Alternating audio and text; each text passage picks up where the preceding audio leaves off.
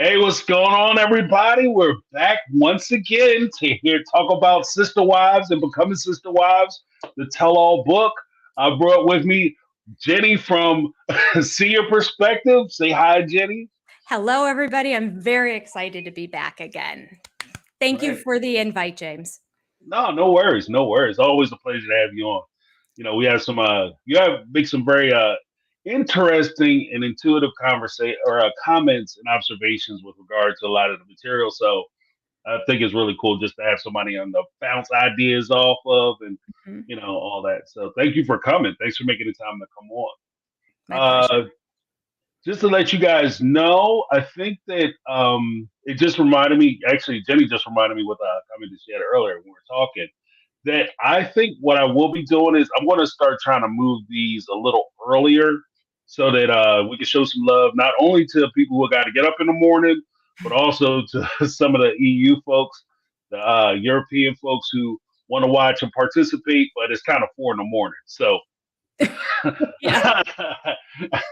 but they say, yeah, I like being on, but I can't be on. I got, I understand. So Exactly. just try to do a little earlier. So keep an eye out for the little time change, but we'll have a good time with it. Yeah. So in this particular episode of Becoming Sister Wives book review, we're talking about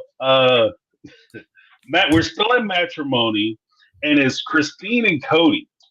Now, this obviously is a more controversial. We'll say controversial. I think it's fair. Controversial because there's some controversy which is embedded in this particular chapter because this is where we kind of encountered the whole nacho cheese situation with Cody. But before we get started, I'm gonna let you guys take a moment to enjoy, get settled, and everything, and we're gonna run the intro, and then we're gonna come right back and jump right into the book. All right, here we go. Yo, is My Take on Reality covering sister wives again? Yeah, I'm thinking I'm back. You could be with anyone, I could be with anyone, you're you and me. You're you and me, you could be around with You could be with anyone, I could be with anyone, you're you and me. You're you and Let's get it. All right, let's get it. We are back. We're back in effect. We have some interesting stuff coming up. Oh, before we get started, Jenny, do you have anything coming up this week that you wanted to tell the folks about? Any videos or anything that you'll be covering? There'll be a video coming out. I have about 19 different ideas going, but I haven't picked the one that I'm going to solidify. I have a million different video clips saved on my computer, so I don't know which direction, so just stay tuned. You'll see a video coming out, but then again on Thursday night, we'll be doing our live book reading, and we are in, let's see, that's a good question. We're going to do Chapter 8, Robin, under sorority. So so that'll be Thursday night at 7 p.m. Eastern Standard Time. Okay. Little Robin piece. Oh. I'm looking forward to it. Little snark gonna happen on this Thursday night. The sorority, the sisterhood. I just don't even know what she's gonna say. I don't read it before the night, so I really don't know. But I'm so curious what she could possibly have to contribute to sisterhood. So it should be a good time. But the weird thing for me, and not to belabor it too much, but the weird thing for me especially when I listen to Robin talk on a lot of the confessionals when she's earlier on in the season when she was talking about polygamy as a whole and as relationships, it always amazed me how she came off as though she was an expert in the field, but this was her first polygamous relationship as a participant. So when she was in it, like she was essentially like she had the same experience as most of the people who watched the show. And she came off like, this is what it's like to be a polygamist. This is what we go through. And this is why it's so hard so many years ago. And even when Christine would give her perspective, Christine, Mary, or Janelle would talk about the earlier years of their relationship with Cody, she would even chime in there and be an expert in like their situation, even though she wasn't even around. I think she might even been in grade school at the time. So I always thought That's that was probably true. Mary was only 19 when she got married. right, So, yeah. right. Yeah, Wow. she was Yeah. definitely No, that is so true. And that is one of the multiple plethora of ideas that I have that I don't know when I'll get around to. But I started collecting video ideas on that too, because you're absolutely correct. And probably she's an expert on everything according to her. mhm, But what bothers me the most is that notion that she seems to be, she portrays herself as an expert on polygamy and yet never really lived polygamy, which is why when Christine said that on the episode, she goes, I don't think she's ever lived polygamy. I was like, mhm. yes, yes, yes, yes. Thank you. Right, It's right, driving me nuts that she's like, well, the women in the church. I'm like, what church? You guys aren't attending a church anymore. Like, what are you right. talking about? Yeah, Yeah, it drives me nuts. It drives me nuts. yeah. Now that I think about it, even with the church attendance, they Mhm. had they weren't even married a year before they moved from Utah to Las Vegas, and there Mhm. wasn't anybody from the AUB in Nevada at the Mhm. time, which was one of the big sticking points where Cody was saying that if people come from either Utah or Wyoming or wherever, they could come to Nevada. They could stay with them, and they made a big production of the idea that they get to stay with them and go to church at Cody's house when they have services or whatever because they don't have anybody else around. Right.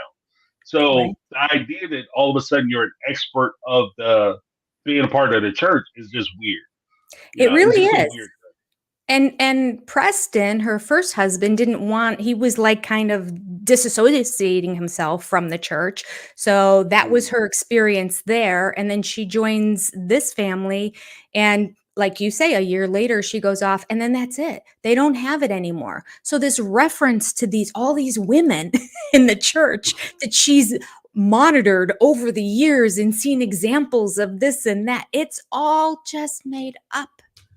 Right, right, right. It's observatory, and even as we'll kind of talk about with later in the chapter with Christine and her impressions of how polygamy worked. It's funny to me how the people, like even the kids, like in Christine's case, she's a child of polygamous relationships, Mhm. and her view of polygamy doesn't seem to correlate with her parents' view of polygamy. Like, Mhm. especially from her mom's perspective, who was participating, obviously participating in polygamy, and eventually left that marriage. How the mother had taken the relationship of polygamy, and Christine saying the relationships were awesome. It was so amazing. It was like a sisterhood, but the mother didn't feel like the sisterhood love from Mhm. her sister wife. So Mhm. it's weird to me, and I think that that might be where some of the dysphoria from Robin kind of comes in, where she feels like polygamy was amazing because her mother was able to be the other woman type deal, like Robin pretty much played in the Brown family. So Mhm. yeah, your experience was pretty decent, but what about the other wives' experiences?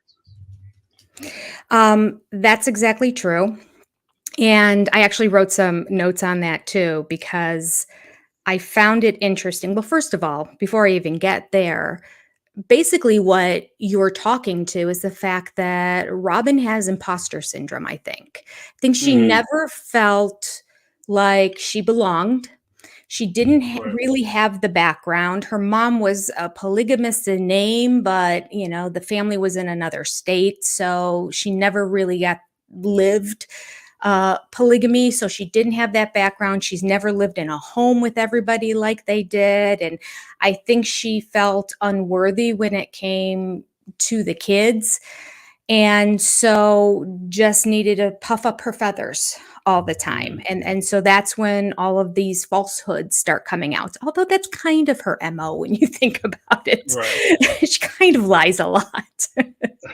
Yeah, it's crazy, and I think that like that's one of the things that I like. I think we'll kind of talk about as we move through this chapter Mm. is like I've always held out that the show has always propagandized the whole idea of polygamy and presented it in the most positive way. But at the same time, I think that there is a little bit of a self delusion that occurs as well when the people are participating. You start to think that you're winning in places where you're not winning. And I'm thinking specifically, as we'll get to it, but I'm thinking specifically of a little piece that Christine had revealed when she talked about being a third wife and idealized the image of being a third wife and the importance of being a third wife and the critical role that the third wife plays and how she doesn't want to be a first or second wife. Yeah. You know, there's there's a certain level of naivete that goes with this type of participation. And for me, I think that a big thing is not only being honest with yourself when you're about to participate with this, so you can be honest with other people, but being honest about your situation. And if you're honest about your situation and you're knowledgeable about what you're participating in, then I think you're in a better position to make choices, educated choices on whether you want to participate or not. Yeah. Yeah. That whole notion and theme of naivety really ran through this chapter in such a significant way, because it also tapped on how Janelle and Mary were as well as Cody. Like really the four of them. And when you look at their ages, Mary was 19. Like I'd heard it before, but I don't know why. It wasn't till this time when I was reflecting on it that I was just like 19.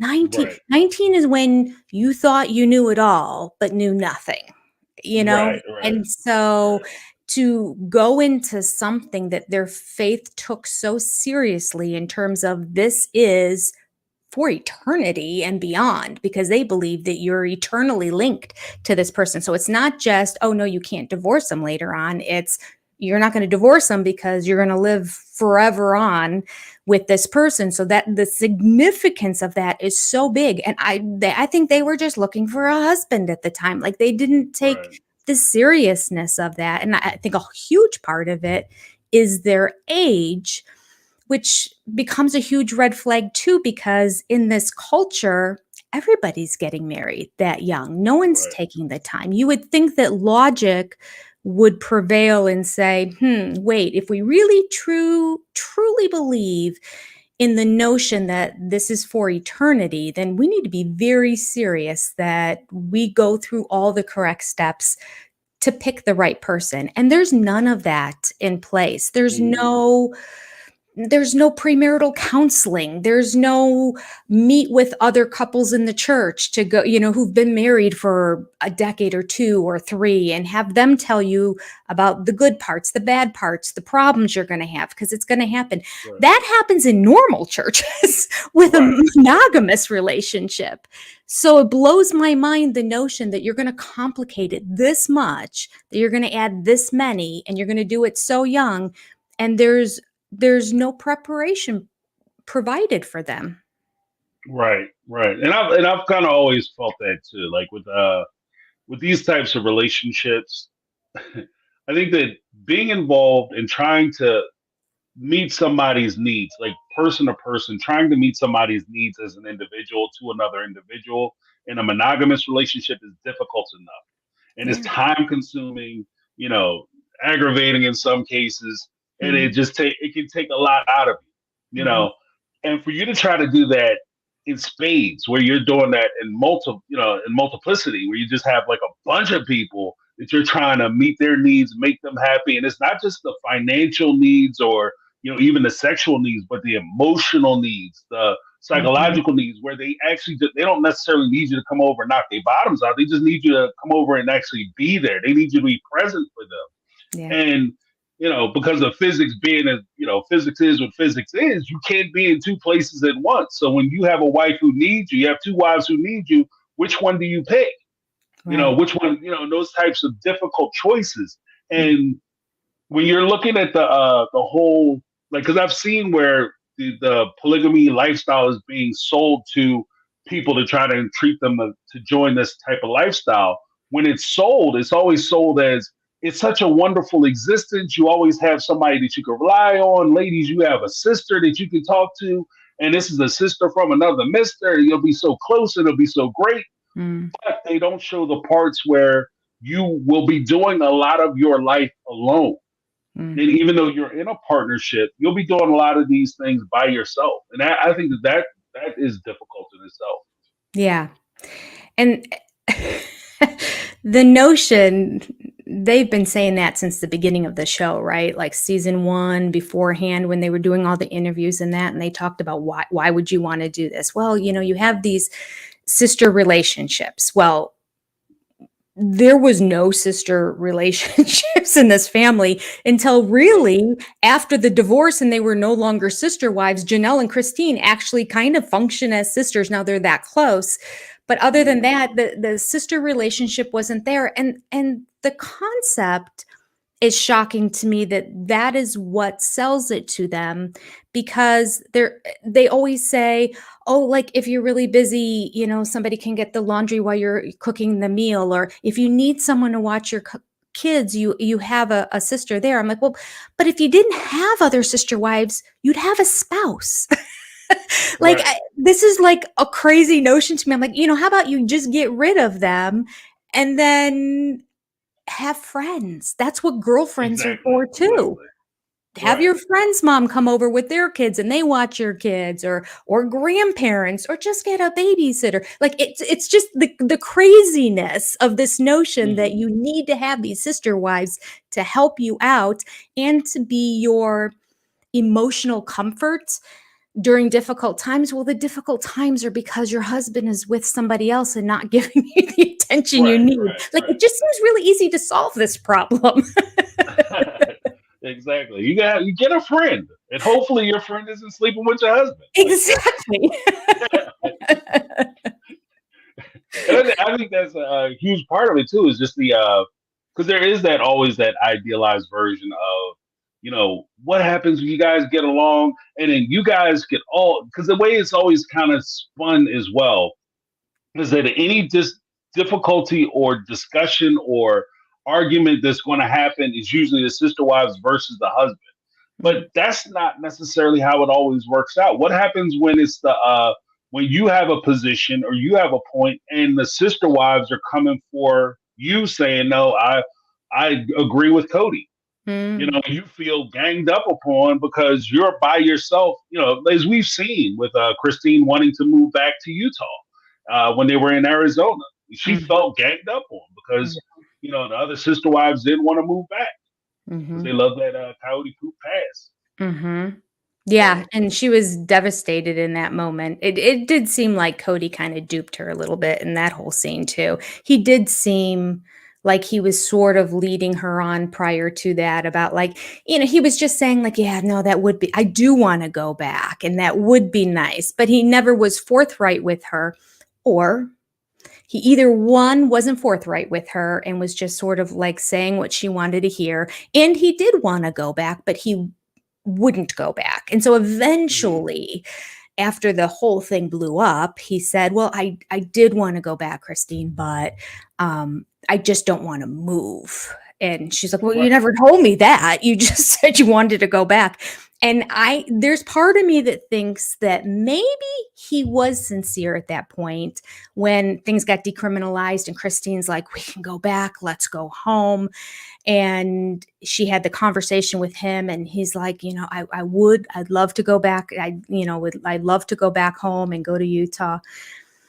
um and then I wonder if Robin put an end to it, because which is another video that I'm like collecting clips for, the number of times he has an opinion until Robin has a different one and then his changes is right, incredible in this right, series. So right. that could very well, it's not documented, we don't know, but with the pattern that I'm seeing with him and Robin so much, it wouldn't surprise me if he really meant when he talked to Christine, yeah, I'm on board. Let's see what we can do about talking to the rest of these ladies. And then he talked to Mhm. Robin and she just put her foot down and he's like, no, okay, I understand.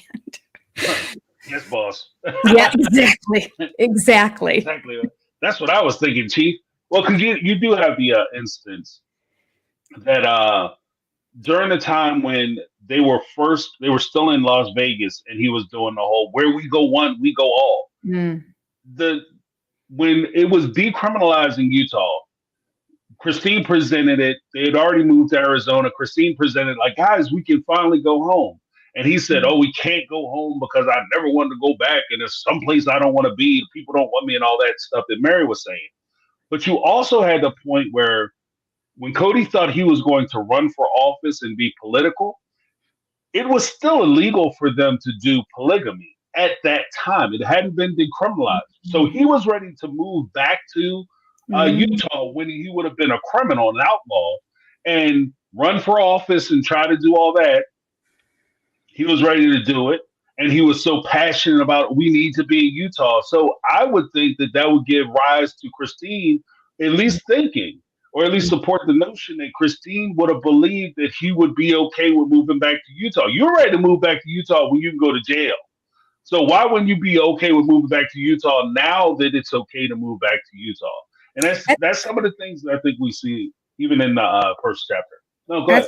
Great point. No, I never made that connection before, James. I think that's a great point. I never really thought about the fact. You're right. He was like ready to run. He was going to make changes. He was going to run for office. But you're right. It wasn't decriminalized at the time. And that was really putting your neck on the line, more so than having a television show to go into politics as a polygamist when it's against the law is as ballsy as it gets. And so, yeah, I could see how Christine would 100% interpret that as, well, you were going to do it then. Why would you not do it now when it's safe? Yeah. If you go to jail for doing it, why would you do it when you don't go to jail? All of a sudden, it's too much. I can't do it. You'll be free.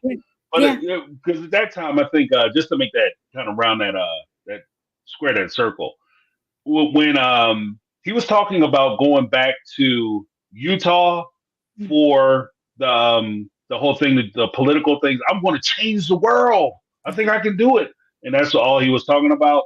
At that time, Joe Darger, his kind of polygamous rival, because Cody is kind of a chameleon as well. He kind of takes on the personalities of the people he's around. Joe Darger was running for office at the time, mayor of the town that he was living in, and they thought it was going to be they thought that there was this quiet majority of polygamists who were just secretly out there who were going to support Joe Darger and sweep him into office. And I think that Cody thinking that he's on TV and therefore I'm way more popular than Joe Darger, even though Joe Darger, if you look at it, has far more grassroots, because a lot of the activities and the protests and the things that they were doing in Utah when they went back and they stood outside and they were yelling at the Capitol steps, those were events that were put into place by Joe Darger or arranged by Joe Darger. He was spearheading a lot of it. So he was doing a lot of the groundwork where Cody thought he was more the show pony. And what happened was they had the primary. I think he ran as a Republican,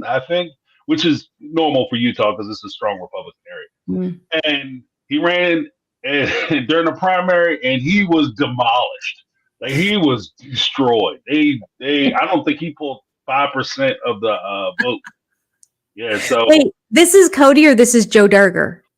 This is Joe Darger. Oh, Joe Darger. After Joe Darger lost, Cody was like, "Yeah, we're not moving that." That's when you realize you don't have a chance. There's no secret majority. There's nobody waiting to vote for a polygamist. So, Yeah. Oh, that's so interesting. That's a really good story. I didn't even realize that whole history of him and his politics there. I should go back. Was that on the show? Do I need to go back and do a rewatch? Yeah, it was actually. I don't remember that. I do remember him leading the charge when it came to going to the steps of the, and maybe it was in that same episode because it's probably pieces that I've forgotten. But yeah, and for Cody to think, Joe Darger, I think that he's kind of creepy too, and very, but he's because he's quieter, he's more likable than Cody. He's less offensive. It's like when you see how his wives are all in line, I feel like he has too much of a stronghold on them and the kids as well, in terms of, and I get when you have a family that size, you have to have rules in place, etc. But I think he rules with an iron fist, even though we didn't see it. You can just read between the lines of him. There's something a little bit off, but Cody has idolized Joe for the longest time. Like he wants to be Joe. I think he wants Joe's wives too.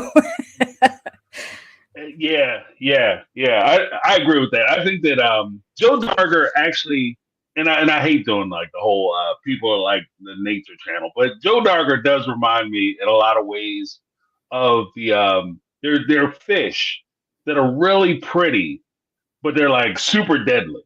Like that's how they draw their prey in. And I think that that's kind of how I see Joe Darger. Like he has like Joe Darger isn't a bad looking guy. Right. His wives are not bad looking people. Like these women are not hard to look at. Right. And it looks like in the way he does his family, we're all together, we're living in one house and we can do the same kitchen, and they're trying to encourage Cody and his wives to get one big house to do the same kitchen, and they're refusing to do it. He says it's easy to do. You guys are all family. And it sounds great. But there's something about him every time he's on. And I can't, and this is James, this is my disclaimer. I can't nail anything down that this man has ever done. Right. As far as I know, he could be canonized for sainthood next week. Right. I don't know. But when I see him, there's something about him that just sends my spidey sense off the charts. Absolutely. Like, it's just something about him. Yeah. That's why I said it's like it's all reading between the lines, because there wasn't anything. Although Renee points out, and that was something that came to my attention, that he makes his wives all work out. Right. And that right there is where you're kind of like, okay. You have control of them, don't you? You will look a certain way as my wife in this house. Yeah. Right. I'm not trying to have any. The kids also, when they got together with the Brown kids the one time, a lot of the boys were sharing how the dad was extremely strict in terms of how he ran the house. So that's why I said reading between the lines. They never said he was abusive. They never said that, but it's just, it feels like an oppressive environment. Right. Exactly. So, I mean, I think that, and that's one of the things that I think, even as we get into this chapter, I think that that's one of the things about polygamy, because as you mentioned earlier, there's no lesson book, there's no elders that are kind of guiding or shepherding young polygamists through the difficulty in engaging in these relationships. And I think that that's one of the things that kind of creates these negative environments, or I won't even say creates, it really reinforces a negative environment, because you have guys who will idolize somebody, like maybe not necessarily like a Joe Darger, but maybe somebody who is way more nefarious or openly nefarious than a Joe Darger. And they try to emulate that because that's the way you're supposed to do it. And then they carry those traditions into their family, and those traditions are not good mentally or physically or psychologically for the kids or any of the participants, whether it's the husband or the wives. Yeah. And I think that could lead to being a big problem too. And the ironic part about it is that by the nature of the family, it causes isolation for the wives, because you're not supposed to really have relationships with anybody but your sister wives, because that's why you have sister wives. So by nature of what we're doing, your resources are limited. So you don't really have any outside influences on how the relationship should go, what's appropriate, what's not appropriate, so on and so forth. Yeah. So yeah, I don't know. It's pretty much a circular firing squad. Yeah, right. Exactly. And it seems like they didn't even get it from their parents, which is the shocking part about it. I would think that the whole, and now I guess we're jumping right into, but that kind of leads right into the notion, and this might be out of order a little bit, but it's like on that same theme. The idea that Christine still chose to go into a polygamous relationship after her mother, who she thought everything was great with, left her father and left the church. That, I mean, it's just, I mean, your parents are your, number one ride or dies usually, and the ones you depend on, and the ones that helped develop and mold your values in that. And I think that with the values I've instilled in my kids, if I did a left turn and went a completely opposite direction, there would have to be a lot of conversation about it. Like, this isn't what you've taught us your whole life, Mom. Like, why? Where's this coming from? It seemed like there was no conversation really about it. She never understood. She never saw anything that was wrong. It was just like her mom left, and what made it even worse is that she left the faith as well. The lack of communication is like a benchmark requirement to be a polygamist. Right. It is almost a necessity. It's crazy. If I had $1 for every time one of the Browns said, we just don't communicate in this family, and yet nobody takes the steps knowing that and says, I mean, Robin will say we all need to get together, but she offers nothing. That's all she does is get people in the room. And so they behave when they get together around the fire pit or at a picnic table, as in the later seasons we saw. Nothing's really ever being said to anybody. There's no communication. So it's just, it is frustrating that, there was no mentoring. There was no education on how this was going to go. In fact, I believe it may have been Cody in the Mormonism Live interview where he said it's actually presented like it's glossed over, like it's all good. It's actually the opposite of, you will encounter trials, and here are some tools to help you get through it when those times come, and use these people as resources to lean on, because there will be difficult times. There was none of that. It was like, this is beautiful. This is wonderful. You should all do it. Absolutely nothing. And the fact that there weren't parents there really helping them, I just think is extremely disappointing. Right. Yeah. And I think that's a fair place. Let's get into it. All right. 'Cause I think that's a fair place to start, especially when you look at how Christine first introduces herself.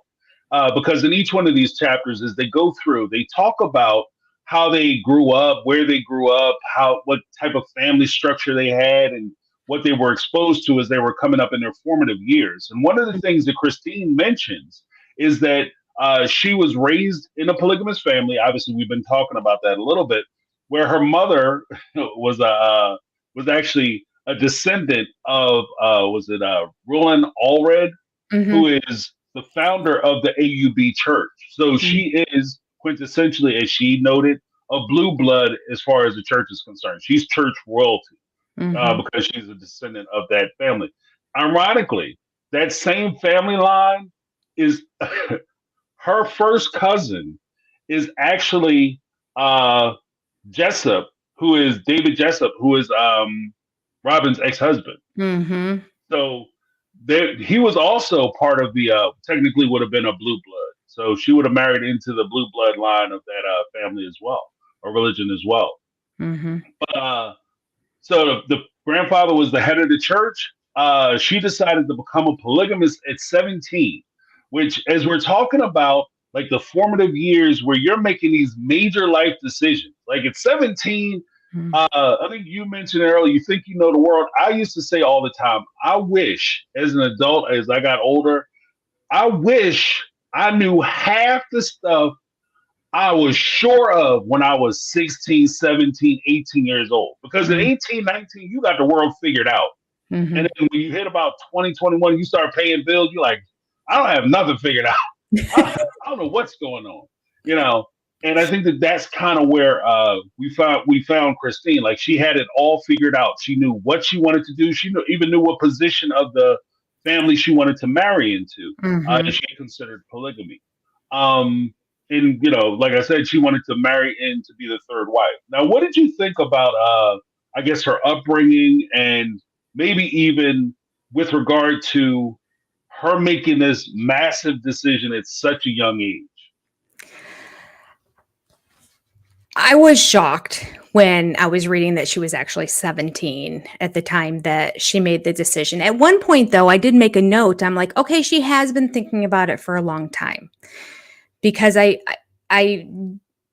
feel like Janelle was almost a little bit more of a shoot from the hip kind of situation. the more I look back on their stories, and I did go back to the other 2 chapters and kind of review it too, I wanted to kind of see like what was the point that really turned them and wanted them to like really jump into it. And for Janelle, Mary, and Christine, it was all being physically attracted to Cody. It was all he's cute and he's very gregarious and outgoing and the life of the party. And they fell in love with that persona and thus wanted to live polygamy and go through it. Now, Mary had seen it her whole life, but she was already at the point when she hit high school of thinking, I'm not sure if I'm going to be in a polygamous relationship because I have these friends at the photo lab at the mall who aren't polygamous and they're living a different way. And so that's right when she was kind of like 1 foot in, 1 foot out, until and Cody could have been the deal breaker in terms of her just being a monogamist, except for he decided, no, I'm taking your religion. Right. And so she's like, well, okay. Yeah, like I think she was just so smitten with him. I mean, understandably, and you know that chapter's been gone over, but like the notion that as we learn here from Christine, you know, remember how Mary said she was a wallflower and everything, for Christine to come out and say she's been at my house and I didn't even recognize her. It was just like, it floored me. So she really, I feel like, was so overwhelmed that this handsome man on a stallion came running in that she was just like, yes, sir, whatever you want. And polygamy she was familiar with, so it wasn't that big of a stretch. And then Janelle was attracted to Alan, of course, at first, but it was 2 months when he left. Somehow it took him 2 years to get divorced. But I mean, I know it takes a long time, but it's not like they had assets to divide or anything. So I don't know if that was part of their culture, like they have a waiting period, or I don't know how that worked, but he pretty much left right away. He wasn't spiritually involved in the church in that. And she became friends then with Mary's family. And so I feel like she was interested in it. She said she just thought it was really cool because of the nuances and the uniqueness of it. And, you know, Mary just sort of liked being cool. She loved saying that, you know, her boyfriend and eventually her husband's family, they were polygamous, even though Janelle wasn't polygamous, and he switched and became LDS to marry Janelle. But like, she was so excited to say, because she just sort of at that time thought it was cool and special. And so kind of veered into it that way too. And Cody's kind of the one that hooked her. And so then she was like hook, line, and sinker. Yeah, I'm going to do this too. Of course, mom jumped in first. That helped. Mom is going to be a polygamist first. And, you know, Cody's father, like it just kind of all went along with it. And so with Christine, it kind of seemed the same way. There was the first boy that, and all of them, when I went back and looked to see like what it was about him, the only thing I could find in terms of true character, and I don't mean like he's fun, he's outgoing, he's the life of the party, like that's not character, that's a good time, you know. The only one that really had something, now who was it that said this? It was when they were at the Cody's cabin.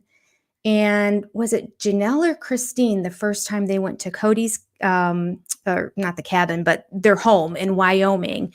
And he was playing with a bunch of his siblings. And here it is. Janelle. That was Janelle. Yeah. Janelle's the only, I mean, goes to figure, doesn't it? I guess. Yeah. It says right here, she was watching him play with the younger kids. And that's when she really started to fall. So all of them just had this physical attraction and then just ran with it. And I mean, to take the time years later, you know, 15 years later, and reflect and sit down and put pen to paper about what it was that attracted you to somebody, and to have such superficial stuff in all three of the women's stories, with the exception of that one line from Janelle, you know, because that is like when you fall in love with someone, like when you truly see their heart is when they're being kind to somebody else, or they're playing, oh, he would be a great father. Look at that. He's not bothered by his little siblings, that he wants to take the time. Though that's usually when the heart starts to fall in love, which makes sense because, a lot of them said that, with the exception of Mary, that it took a long time to really fall in love with them, even after they got married. That it was a process like that. So that immaturity that happens, and when you think about it, when you're in high school, do you date the guy who's going to be the best husband in that? No, you date the cutest one. Right. The cutest one that's willing to date you. Smile. It's like, okay, I'd like him, but he's taken you. Okay, I'll take you. Right. The nice guy, he's boring. Yeah. Well, actually, probably would be a good husband. He's boring. He probably would make a great husband if he's the boring one. Yes.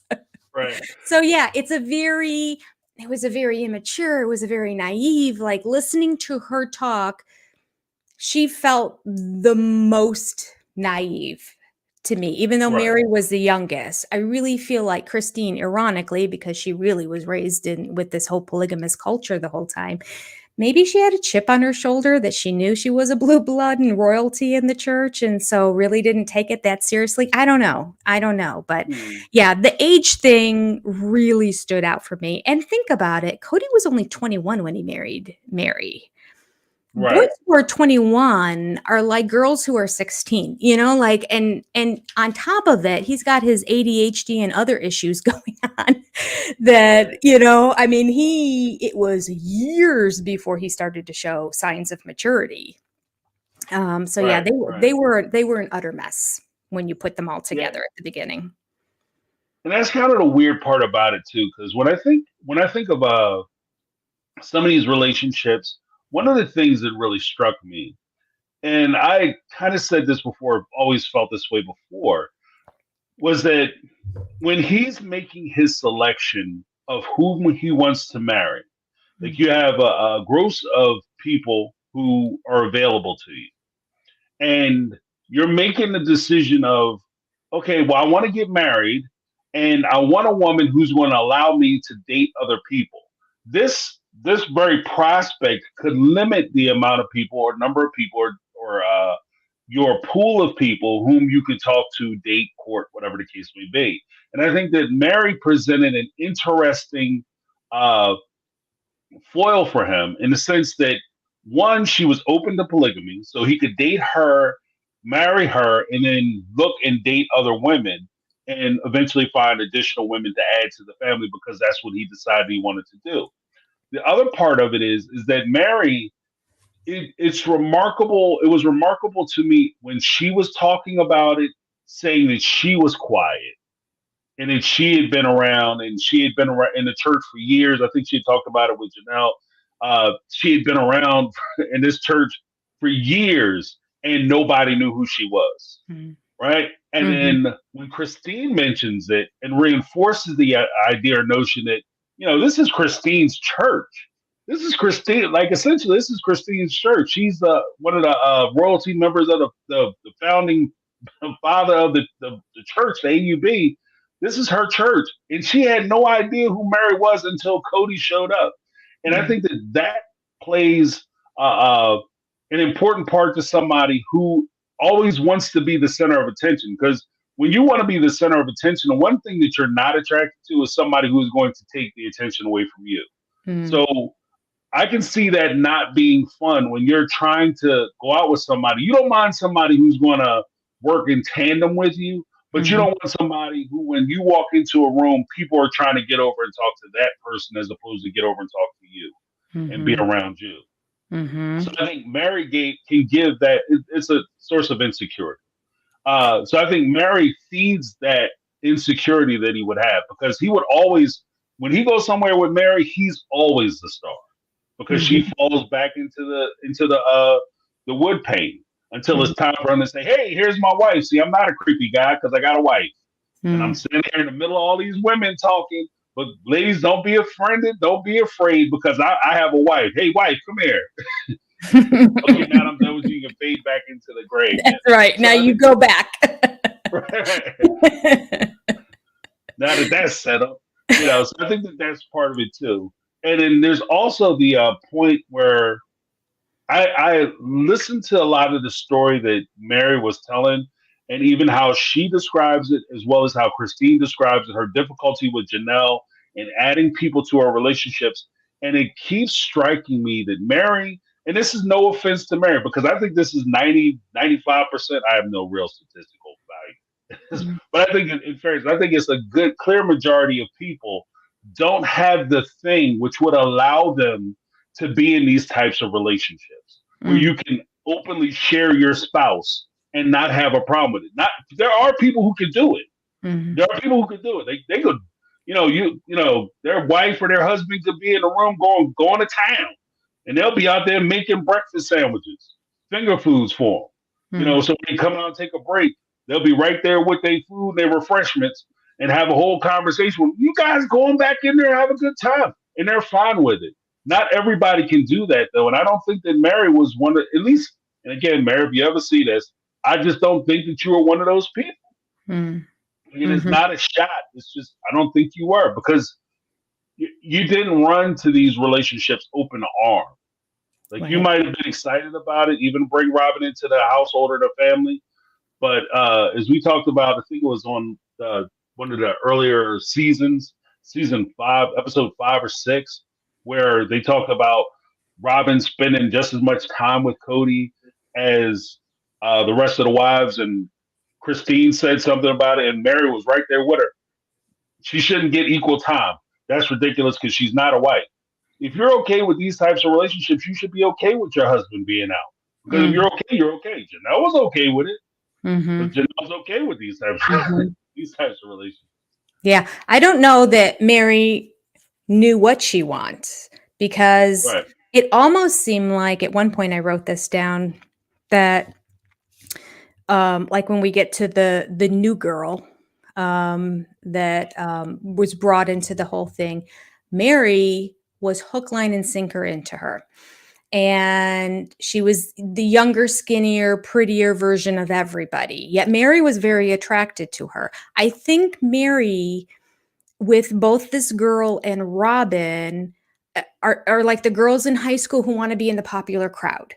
They want to be with the prettiest and the most popular girls in that. But it's not until, if you manage to get into the group and you're all excited about it, until you realize they're leaving you in the dust. They're doing things without you. You're not really a part of the thing. And when you're hanging out with people, you're the last one to know what's going on. Like, you're just gonna, I think that's what happened in these relationships too. We don't have a lot of details about the new girl at all, but Robin, we can see that same notion of, like, I kept thinking, why would Mary want to bring Robin when she's having so much difficulty? Why bring a temptation like that to your husband? I don't understand it at all. I still don't understand it.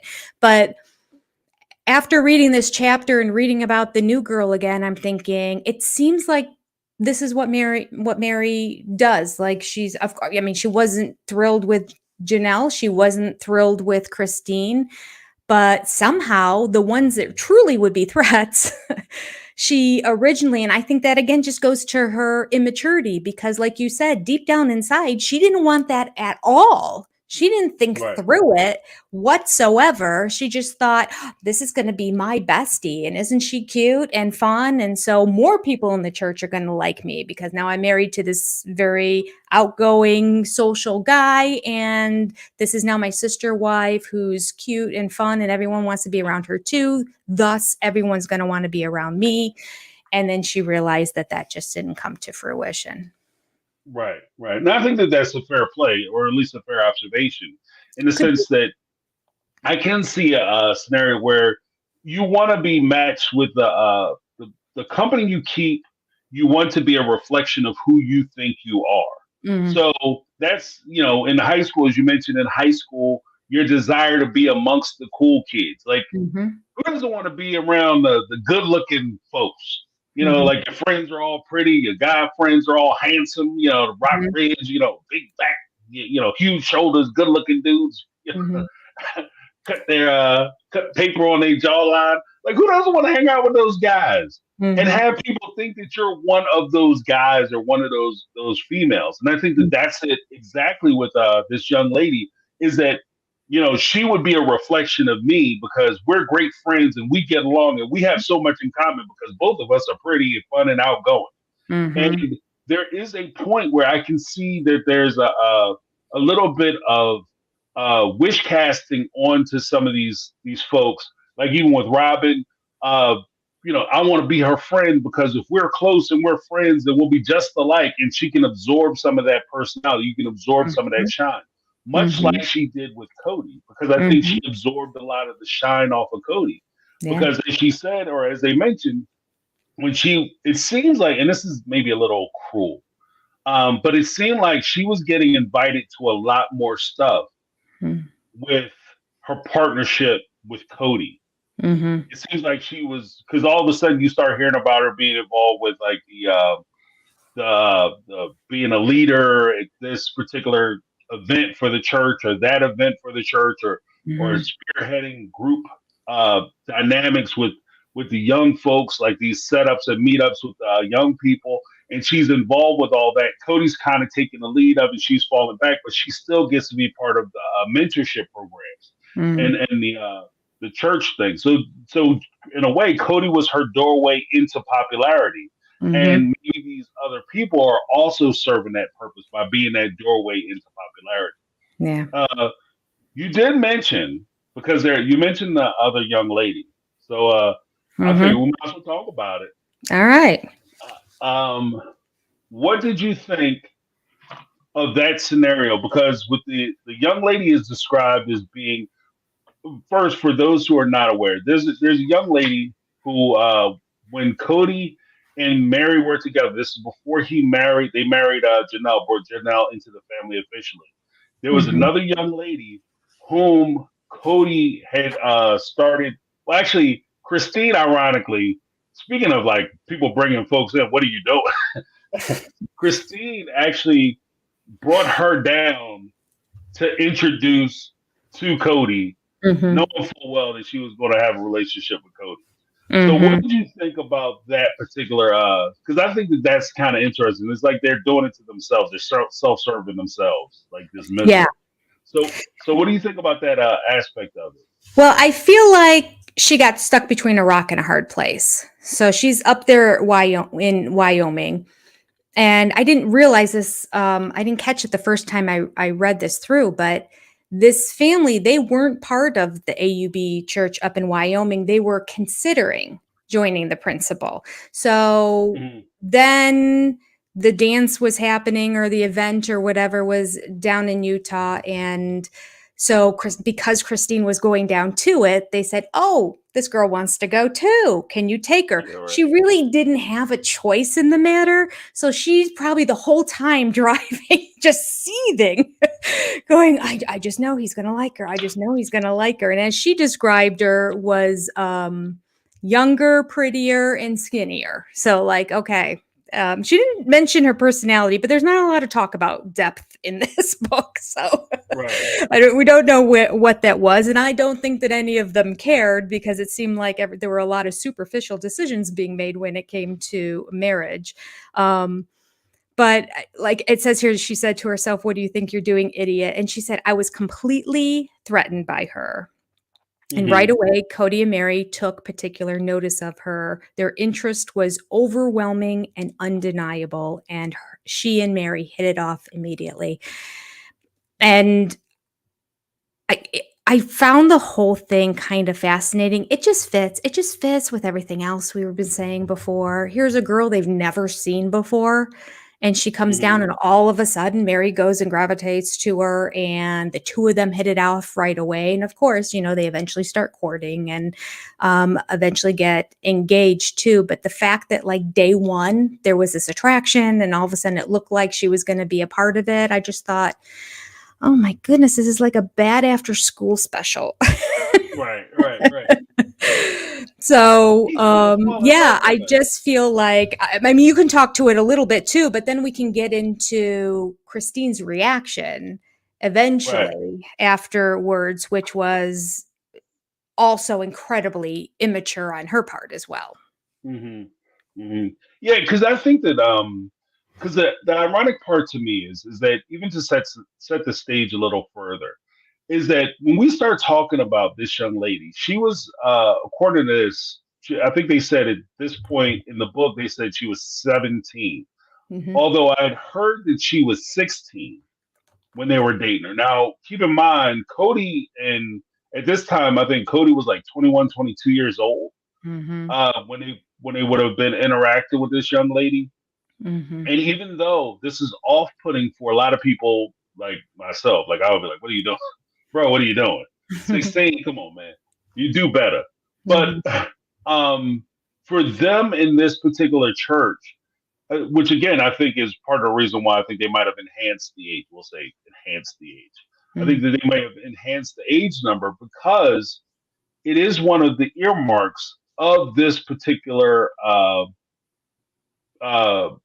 marital or alternative lifestyle that they go after younger folks Hmm. because they try to indoctrinate them into the lifestyle. Hmm. So I think that by hearing that, and even keeping in mind, like Mary, I thought was too young at 19. Cody was too young at 20, 21 to make these type of life decisions. You're Hmm. clearly too young to make these kinds of decisions at 16, 17 years old, Yeah. you know. So it was interesting to me from that front. When we talk about Christine's reaction, let's get into that a little bit. Uh, Christine loses her mind.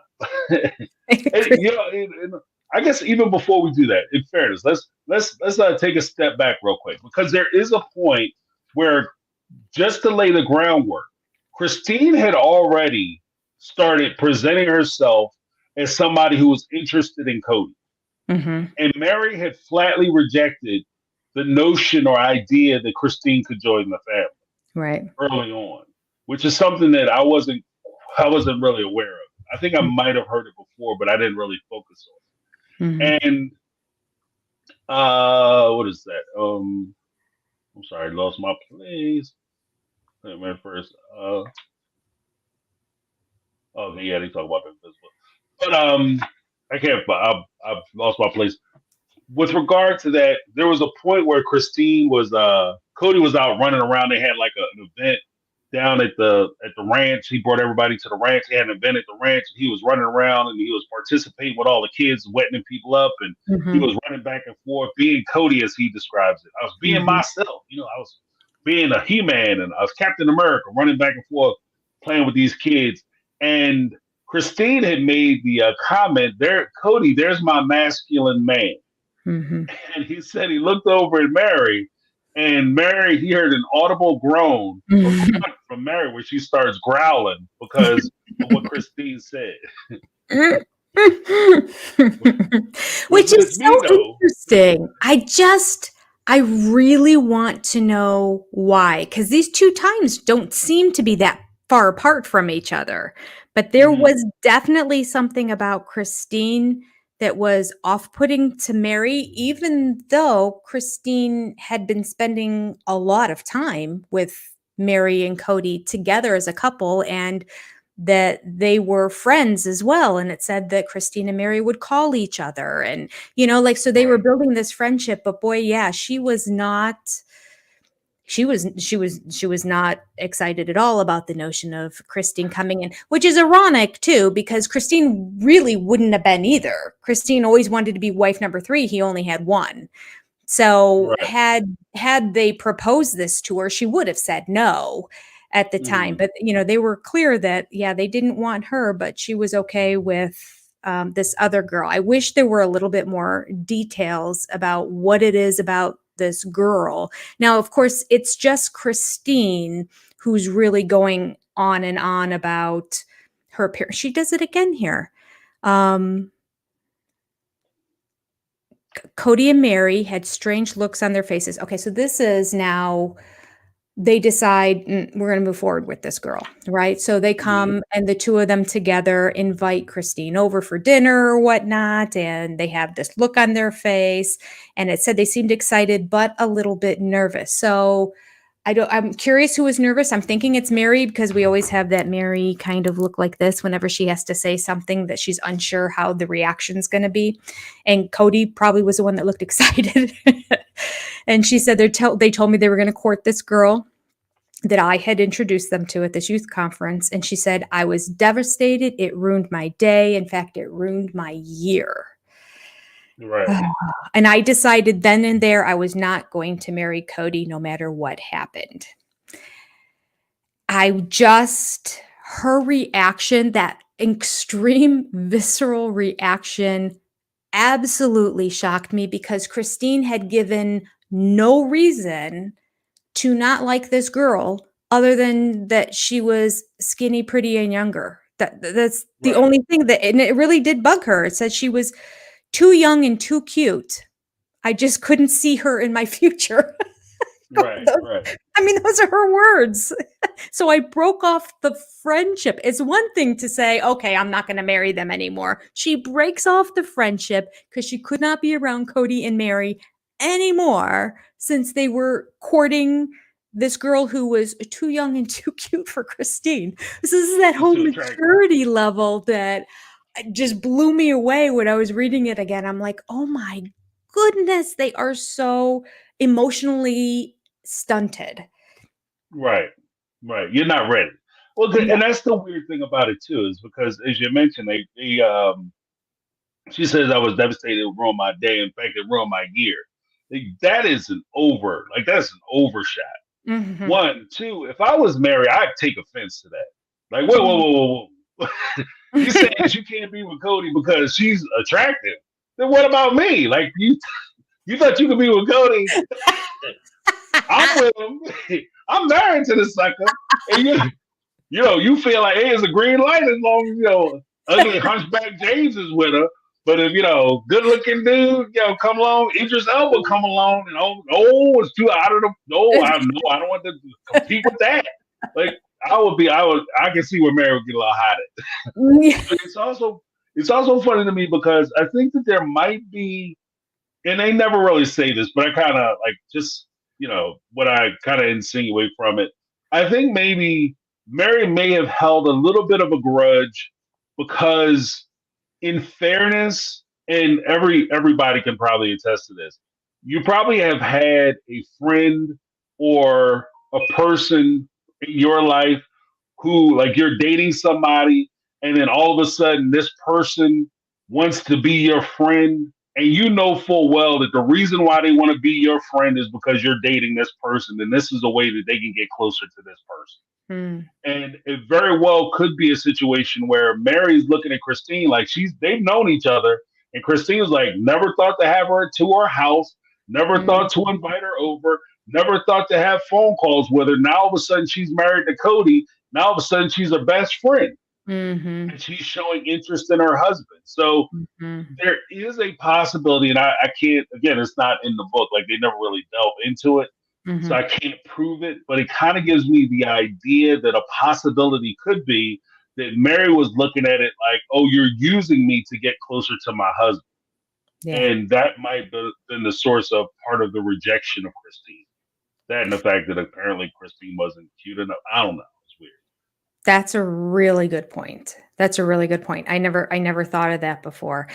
And Christine mentioned at one point, I don't know if it was earlier or not than this, but like you said, she never invited Mary over in that, but because they were as high up and standing in the church that they that they would have youth group events and that at her house. So Mary was at her house and she still didn't know who she was. So talk about really completely dissing the girl. Like, not only did she see her at church and see her at youth group and see her at events, but she's been at her house, and Christine was clueless as to who this Mary girl was. And now she's friends with her. So yeah, that makes sense. That puts pieces together. It very well could be, James. Yeah, and that, that's kind of reminiscent of like an after school special or Disney movie. The cool girl has no clue who this person is until they show up with the boy that they want to date or the girl that they want to date. So I don't know. It's just weird to me. And again, I think that this again is one of those situations where I think it speaks to the state of maturity of the individuals at the time when they were this young and they were dating. Like the Yeah. idea that all of a sudden, if I'm interested in somebody and I think that they're cool people to hang around with, and maybe they do something that I don't necessarily like, wow, I want to continue to try to date that person. If they get knocked off the board as far as the possibility to date them, I don't see me saying, well, that ruined my whole year. Mhm. My whole life is over because they did this one thing or they started dating somebody. Mhm. I've had friends who, obviously I'm a monogamous, but I've had friends who, they go out and get girlfriends or whatever, and I don't necessarily get along with their girlfriend. I don't say it ruined my whole year because they're dating somebody that I don't necessarily like or we don't get along. I just Right. say, okay, well, I just got to slow down on hanging out with them because they're with this person. And Mhm. that's, so it's a little weird to me that, like you said, that all of a sudden, I'm going to cut them off because of the association they have. And again, like you also mentioned, she doesn't give any other reason other than she's pretty, she's attractive, and Cody might enjoy being around her. And Yeah. that kind of speaks, just because that's the selection that they made, it kind of speaks to the idea or notion that there might be jealousy built in. Like I can compete against Mary, and I'm okay with competing against Mary for time, attention, affection, but Mhm. I'm not okay with competing against this one because she's a Mhm. pro, you know. Mhm. So I don't know. Yeah, and if Christine just may have insecurity issue. I mean, it does. Her weight comes up a lot. She talks about losing the Right. baby fat. She talks about her insecurity, what she looked like in her wedding dress because she was a little chubby then, and the whole little chubby we'll get to the Nacho thing later, but you can tell that deep down inside, this is always one of Christine's insecurities, which I don't beat her up for because so many of us women are in that exact same position where we beat ourselves up and we wish if I could just drop 10, like I just Right. just 10. I just want to get rid of 10 more. But she If didn't only men did do that, we'd probably be in better shape because we don't realize exactly. we just push our belts down. We put on 10, we just push our belts down. Pretty soon, you don't realize you in trouble and need to start losing weight to your pants are around your ankles. Then all of a sudden, like, hey, maybe I got to lose a couple pounds. You start cutting back. For me, it's when I hit the largest of the 3 sizes that are in my closet because I refuse to get rid of the largest or the smallest because I'm Right, convinced one right. day I'm getting into that smaller size. Oh, we coming back. Yeah. Yeah, It's not right. going anywhere because I'm gonna put this on. I'm gonna kill him. That's right. This is gonna kill him. And I refuse to buy the 4th size up. So that's Right, when I right. get serious about losing Yeah, weight. right. Especially when you put Yeah. that big one on and start getting a little snug, and then Yes. there's problems. Yeah. Yes. It's not a But happy day at she the ranch. also really had a difficult time with Robin. And Hmm. I can't think of specific examples, but I know in some interviews, or I don't think it was in person talking to the other ones. It was probably in a talking head interview where she made reference to the, younger, prettier, the cuter, the smaller, and, like just being upset with Robin when they were trying on dresses and nobody could fit into the dresses. So Robin was trying them all on. And, like there's like little things like that insinuated that Christine was also bothered by. So this might be something that just plagued Christine her whole life. And Right. that she always wanted to be thinner than she was. And so when somebody came around that just instantly was and seemed to probably genetically, naturally, were just a smaller, tinier little person, that her jealousy overtook herself and her insecurities just went out of control because you see the exact same behavior with Robin. She did not want Hmm. Robin in this family. Right. Right. And this is one of the things that is a huge challenge because I think that when you're involved with these relationships, and again, I'm not an expert, nor do I pretend to be, but I would imagine that in my machinations, if I were to pursue this, one of the key things would be that you would have to be able to build in an environment where each one of the people are feeling secure enough that they don't question their value to the relationship. They don't question their value to you Mhm. as a person who is the point of reference. So So in Cody's instance, like a lot of the difficulty that he was having with Robin and not Robin, but Christine and OG3, Mhm. I think a lot of that difficulty came from the fact that it was based on a lot of the insecurities they had with him and his attention and how he spent time with them. Because had he been spending time with them and made them feel like they were important to him, they were special to him, then there's a possibility, because they're open to it technically, there's a possibility they may have been more accepting of the fact that you're spending time over at Robin's house or Mhm. spending time over at Janelle or Mary's house. But when they feel like they're not getting what they need or what they want out of the relationship, then they're going to question where you go, and because the quiet is kept when you sitting at home. You're not having a good time, and when he comes over, you guys don't have fun. But in your mind, in your imagination, when he's over at the other person's house, they're having a time of their life. Mhm. You know what I mean? Like they're sitting there laughing and giggling the whole time, and then when he comes over your house, he's miserable. Mhm. So Mhm. I think that's a little crazy.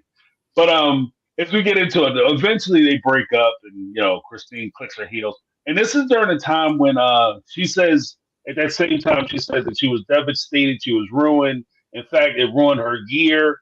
She decided then and there I was not going to marry Cody, no matter what happened. Apparently, that didn't come to fruition. So Yeah, some right. things happened, and she changed her Yeah. mind. It wasn't because of Cody. It was because of the girl he and Mary were courting. She was so horrible because he was attractive.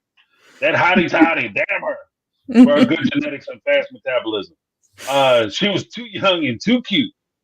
Mhm. And then she goes on and says in that same portion, she talks about how this was when she found out, because she didn't think it getting worse than Cody and Mary dating and courting this young lady who was too hot, too cute, and too fine. Then all of a sudden, her mother comes in, and her parents come in and tell her that she's getting a divorce. Mhm. Now, that I can understand divorce. They say that divorce is probably more shocking to a child than even the death of a parent. Like it's hard. It's hard on the Mhm. child. What do you think about her having the foundation of her existence shook at this time? That's a really good question, James. Right at this moment, it's very interesting because, yeah. So she couldn't see her in the future. She hasn't gotten to the point yet where everything is broken off, right? So she has this devastating news compounded by something actually more devastating. Like she probably thought that was the most devastating thing she could be going through until Right. her parents went and had this divorce, and she describes it as the worst kind of abandonment that there Mhm. was, and that she was inconsolable, and that she really really struggled with that. So I can't imagine, um and I can't really get a good grasp on how long this all lasted, but the fact that she said that she completely shut down, that she definitely didn't even want to date anybody. She needed to figure out who she was because now she's questioning her whole life, like her whole Right. foundation of what she's going to be, and and the decision that she made at 17, that I am going to be in a polygamous relationship and I am going to be wife number 3, and I have it all worked out, and I actually have my guy picked out too. Like everything just came shattering into pieces. It's really interesting. I never really thought about the long-term ramifications of that, but I think for a girl who clearly started off as extremely insecure, that this had to just exasperate that for Mhm. her, Mhm. and just really not knowing where her footing and her grounding was anymore. All she had left was dad. Right. Right. And I think that that's an excellent point too, because when you look at the timing of everything, like had either one of these things happened independently of themselves, I don't think it would have been as shocking or as ground shaking as Right. it was, foundation shaking as it was, because you figure at this time she finally feels like she found a man that she wants to spend the rest of her life with, and she can move forward into these polygamous relationships that she has always wanted to be a part of because it's so wonderful and it's so great. And then anytime that you like, because she doesn't say this specifically, but anytime that you start to build in your mind that you want to be with somebody and you realize that you can't be or you're rejected, there's a bit of a heartbreak that occurs in that Mhm. exchange. Like part of your heart is broken. And Mhm. so by Cody and Mary pursuing this other woman, who technically, if they would have started courting her, like you said, technically they could have married her. She would be the second wife, and Christine could have been the third. You would have Mhm. got the position, but she Mhm. refused to do it. Mhm. So her heart was broke at that time because she didn't like this young lady. She didn't like the situation. So she realized that she couldn't be in this relationship anymore. So she cut everything off. And then to have her parents come in, the very foundation, the inspiration as to what led her to want to be in a polygamous relationship, have Mhm. them come out and one of them say, essentially, yeah, this isn't for me. This doesn't work. This type of relationship isn't feeding me. I have to get out. And if we remember from what we saw on the show when the mother talked about leaving the her Christine's father, she Mhm. walked out on everything, and she received a lot of the treatment that Cody had tried to put on Christine. Like she was shunned, she was cut Mhm. off from the family, she was Mhm. cut off from her kids. Like so, she essentially walked out of the family by herself with the clothes on her back, Mhm. and that's where she was relegated. So Christine had an early exposure. It's almost weird. Like she had an early exposure to her life in the future. It's That's crazy. true. Yeah. But you know that shapes your foundation. And so, what do you think about like I said, the one thing happening, one thing happening? Oh, you break up with somebody, you're not gonna give up on marrying people, but you break up with somebody, and then your parents get divorced, and you think that they have the most perfect, greatest marriage ever. You base everything you know about marriage, you base on their relationship, and they come back and say, "Yeah, that relationship was terrible. That relationship was trash." Like Mhm. that, I don't know. Like that, that's a lot. That's a lot for young Christine. Yeah, it is a lot. I can't even imagine. It's like 2 deaths that Right. compounded one right after the other, and she had to have been questioning her world right away. Although, in terms of rebounding from it, I don't know the time frame because this book, as is the TLC show, are horrible about giving us time Right. frames. But when she found out from Mary that the week before the wedding that the engagement was broken off and Cody became available again, we can add that to the fact that she said she felt very abandoned by her mother and all that. So I think there was a period of time that she didn't speak to her mother either. Like she was part of the shunning, if you will, in Right. terms of not only leaving the family but leaving the faith. Like everything Mhm. she believed in, her mom walked away from. So she had dad, and with dad loved Cody. He loved him Right. some Cody. So she went from utter devastation to, whoa, Cody's back on the market, and the girl I hate so much is not in the picture at all anymore. And then dad's probably like, Christine, yeah, he's a Right. great Right. guy. So all of a sudden she's getting beefed up by that again, too. And so it's almost like you can see the rebound happen as you read this story of like, oh, there is light at the end of the tunnel.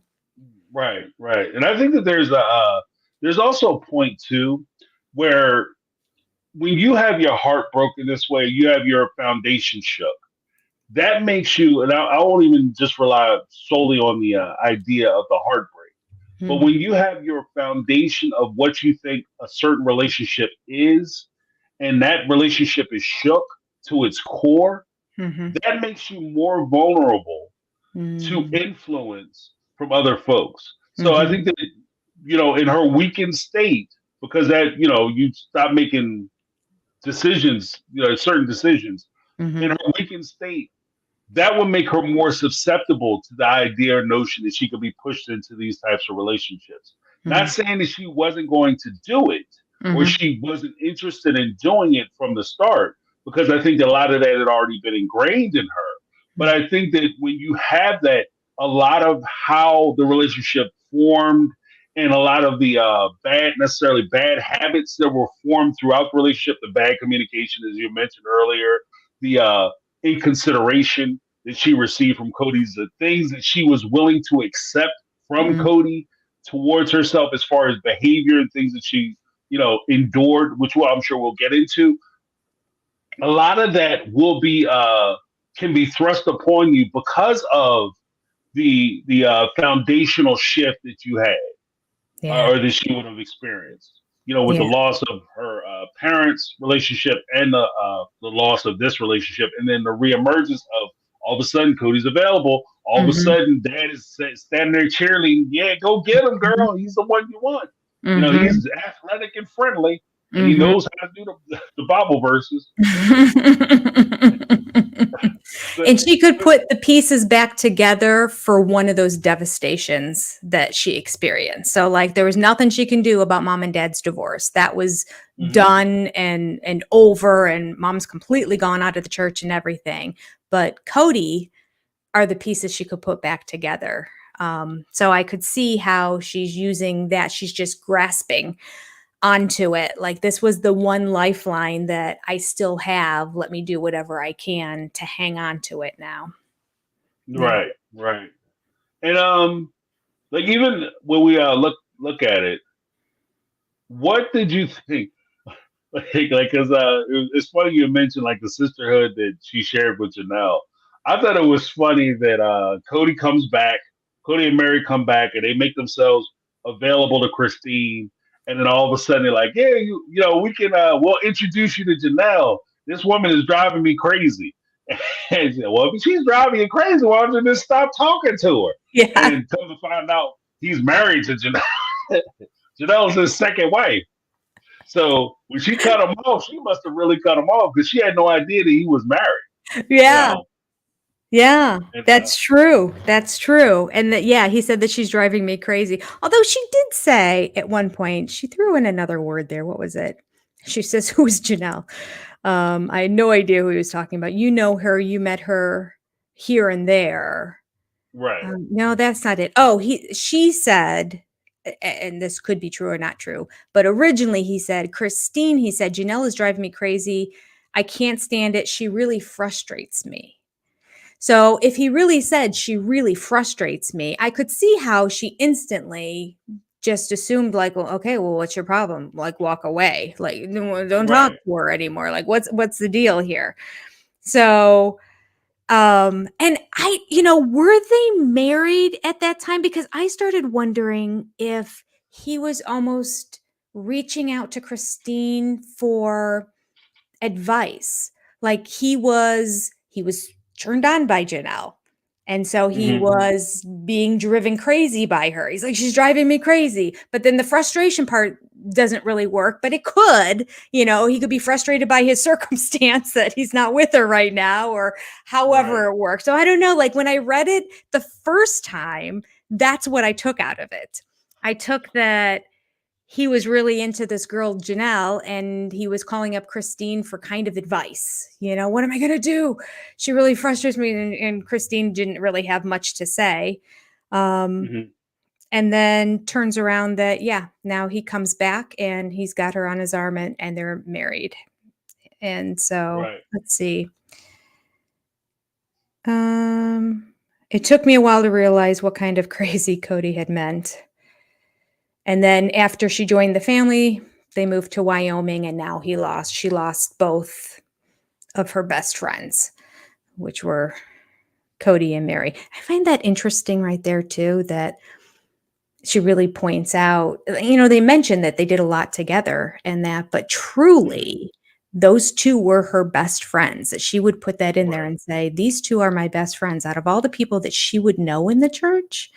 And as social as she is in general, and with the status that she has and the number of people that she would know, that truly I could see that she would see Cody that way just because she was so attracted to him and so infatuated with him and really could see herself as his third wife. But for her to throw Mary in there too, as opposed to just saying they got married and then I lost my best friend, Cody, and my other friend Mary, that like, no, these were my two best friends. I found that interesting too. Well, because there was a point where I think Cody had mentioned that he was pushing Christine and Mary to be friends. Mm. So it was that was something that I felt was orchestrated early on by Cody, so that he could relieve some of the pressure that because Mary was so quiet. And he wanted to be able to go out with his friends. Like I think earlier he said he wanted to be able to go out with his friends, but he couldn't go out with his friends because then Mary would be sitting home by herself. And part of the reason why he couldn't date Christine was because, again, Mary would be sitting home by herself because she wasn't as open at the time, or she was like hyper shy. So I think that was like a part of the thing. And I think that with the whole Janelle thing, I kind of get the impression that they were married, and part of the reason why Janelle was driving him crazy wasn't just because he was crazy about Janelle and the things that they were doing and she was doing to him. I think there was also the point where Janelle and Mary weren't getting along. That could Like be. it was War of the Roses at the house, and so he was just trying to figure out the best way for us to navigate this situation. So Janelle's driving me crazy because there was also a point where I think we'll talk about it later in the book, where Janelle said that Cody was talking about moving and she had already got set up. I think it was in Wyoming, and she was already working a job and she wasn't really going to move and follow him because she was settled with what she was doing, and he had wanted to up and move away, and she wasn't moving with him. She said, "You can go ahead by yourself." And he was frustrated by that. So I could see that being like, she's driving me crazy because she won't quit her job too. Yeah, that could very well be. Yeah. And like you said, it's just that some of it has to be a lot of piece putting together because the book doesn't do a good job in describing exactly what the timeline is for the events as they occurred.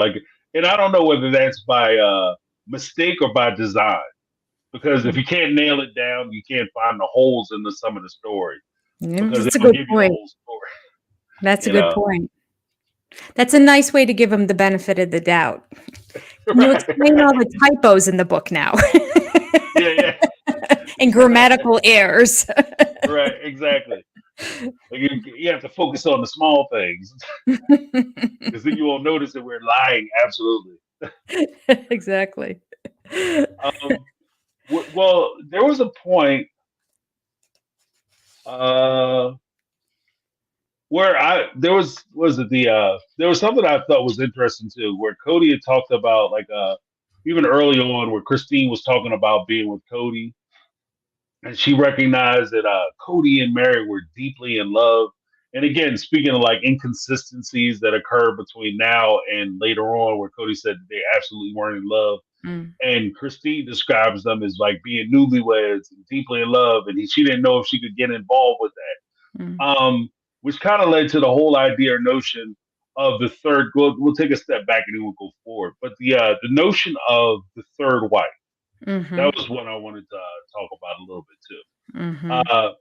There was a point where she said she intentionally wanted to be the third wife because the first wife has pretty much a monogamous relationship with Cody or with the husband, and then there's a built-in heartbreak which occurs when he meets the second wife and he marries the second wife. The third wife, by the time she comes in, she can kind of be the balm to solve all the problems, and that's why she always wanted to be the third wife. What do you think about her plan to be the third wife? Well, it's kind of brilliant. I can't argue with it. That's for sure. Although I guess it depends on your perspective when you come in as a first wife, because what she said did come to fruition. The truth of the matter was she came into a relationship where he had two wives. The first one was the most devastated because she was so used to having him all to herself for so long, and she was the most heartbroken. And then the second one came in, and the two of them were like oil and water. And so as the third wife, like she wasn't wrong. She came in as a third wife, and everybody really started getting along, and there was more peace in the house, and her kind of levity, lightness and joy that she brought into the house was something that they really needed. Now, part of that, I think it just happens to be who Christine is, and that it Right. was such a dichotomy from what was happening in the household at that given time. But I find it interesting that never has she mentioned a fourth wife. She had Right. this whole Right. plan and really always expected it to end at the third wife. Like we weren't going to move on. Now, McKelty had mentioned in one of her Patreons that in their sect, in the AUB sect, very few families had 4 or 5 wives, that Mm. most of them did have 3 wives. So Christine, I don't even know if she meant third wife as much as she meant last wife. Right. Right. Right. But it's my understanding like the fourth and fifth wife is what brings you up to the next level Oh, is of the it? All yeah. It's right. like you get in the deluxe heaven if you have 4 or 5 wives. So apparently in the VIP section. That's right. You get the Mercedes then. Right, exactly. Get the gold card marriages. But there was a point that I thought was interesting because it's something that Christine said. This speaks, I think, broadly to a lot of the naivete of her position, especially at her age, and even maybe when she's writing a book while she's still involved with the marriage, a little bit of naivete because she said this. She said, "It's a common misconception, at least in my worldview, that it's best to enter a family as the first wife. People often think incorrectly that the first wife has the highest status and the most security. I never saw it this way. In fact, in my opinion, being the first wife takes too much work and involves too much self-sacrifice. And I think that there is a point where it does require a lot of work and there is a lot of self-sacrifice because you are giving up that monogamous relationship where you have the one-on-one relationship. Mhm. However, I strongly disagree with the idea or notion that you are more secure being a second or third wife, Yeah. especially if he legally marries the first wife. 100%. You know, Yes. Yes.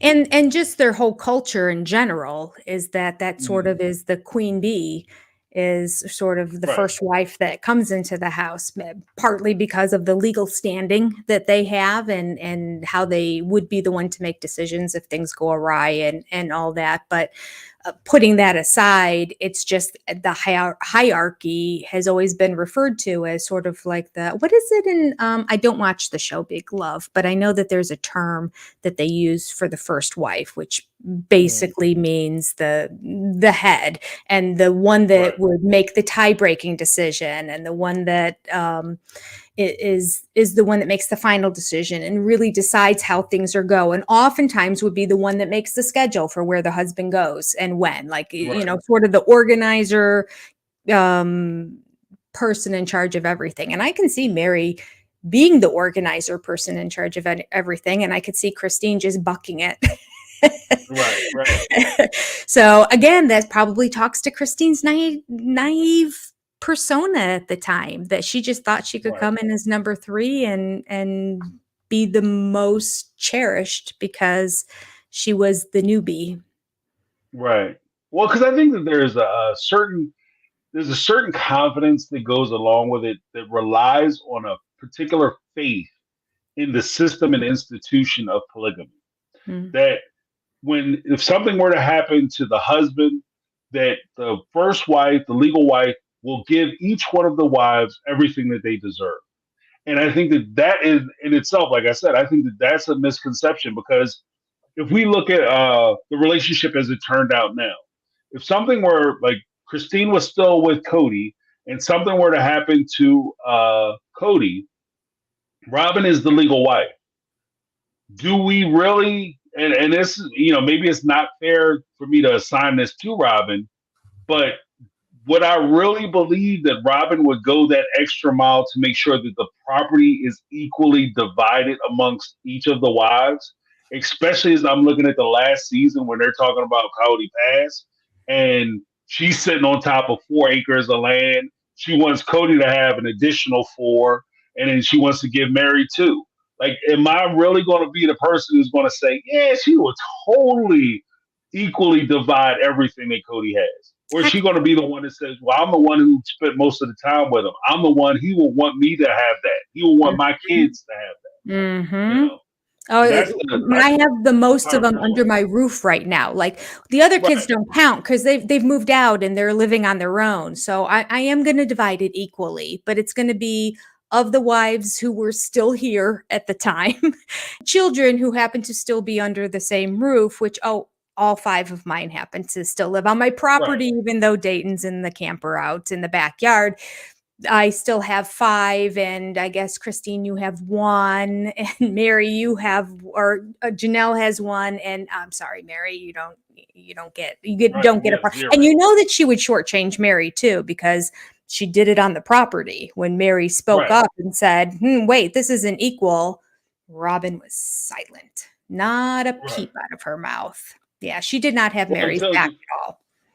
because she even went as far as the well, you have 4, that's 4, and what I was internal screaming was Cody's 4 is Robin's 4, Mhm. so they have 8. If something happens to Cody, Robin has his 4 too. She's Mhm. getting 8. That's the way the law works. Like, you Yeah. guys don't have the right of inheritance because Mhm. you just don't. Like, you're not a Mhm. wife. You're not married to him. That's his wife. So Yeah. she would inherit everything that he has. Mhm. And the fact that his name is on everybody's property, unless you have certain codicils or assignments to your deed, then she would inherit that deed. She would inherit part of your land too. She gets half So of she would be a everybody's. part, That's right. right? She'd be a partner in your property as well. So it's the notion that everything will be okay because the institution is supposed to work this way. And it's Mm. that type of faith in the institution and not necessarily looking at the individuals, because institutions, as much as we like to say that, the system works a certain way, the system works that way because of the people who are running the system. There's people Mm. involved, there's humanity involved with Mhm. it. And they're not, and I think in this particular case, she's not necessarily looking at the people who are going to be running it. Now, Mary, they've all said that Mary would be the one to equally divide everything and be fair about it. But Mhm. Cody made a different decision later in life. And that's Mhm. one of the things that you also can't account for is the fact that you get to make different decisions. You don't have to lock yourself in. I'm married. I have to stay with her to the end of time. No, I married Mary. I divorced her, married Robin. That's my new Mhm. wife. She gets to make all the Mhm. decisions. Mhm. And you remember how much Janelle knew. Janelle was very hesitant and very reluctant about the whole switching the title and the Right. marriage over to Robin. Like she was not comfortable with the notion. And she Mhm. came right out and said, I trust Mary. I believe Mary would divide everything equally without coming Right. out and saying, I don't or do trust Robin. She just let it go. Right. She's just like, but I trust Mary. And Like, it means a you lot know, too because she didn't like Mary at the time. right. So doesn't that You speak know. volumes? Like she said, Mary is always fair. Mary will do what's Right. just and right. That's who she is. That's her makeup. Well, we haven't seen any example of Robin being just and fair up to that point. She was Mhm. taking all of Cody's time. She was taking all the money. She wasn't contributing financially at all. So there was no example whatsoever for her to trust Robin in this situation. So absolutely. And it all Right. came to fruition. Poor Janelle in the end, is in literal tears because all of her stuff was gone. She had given it all to Robin. Her and Right. Mary, gave the proceeds from the sale of their homes in Vegas to Robin to buy her now over $1 million home that she has, which by the way, on top of Cody Pass, she's got the house. Right. Right. And she's doing okay. Like, She's Robin is winning. fine. Like, I no Yeah. matter what you say about her, she was winning. Like, she was Mhm. winning the polygamy game. Mhm. She was treating it like Monopoly. She had the boardwalk and Park Place. Yes, yes, and she You joined in know, halfway through the game, and she still took it all. right, right. She was rounding that corner. So as we talked about, like, we have to talk about the Nacho thing. Yes, What did you think Nacho about the Gate. Nacho thing? Because actually, after reading it in context, I have a slightly different opinion of it. So, The what were you, Nacho yeah, Gate what were your surprised thoughts me on it? too. I thought Nacho Gate happened on their honeymoon all this time. So the book Mm, surprised me when it was this trip. First, can we just say there would be no Nacho Gate if Christine didn't insist of putting herself in Cody and Mary's car and she would have just driven her own vehicle up there.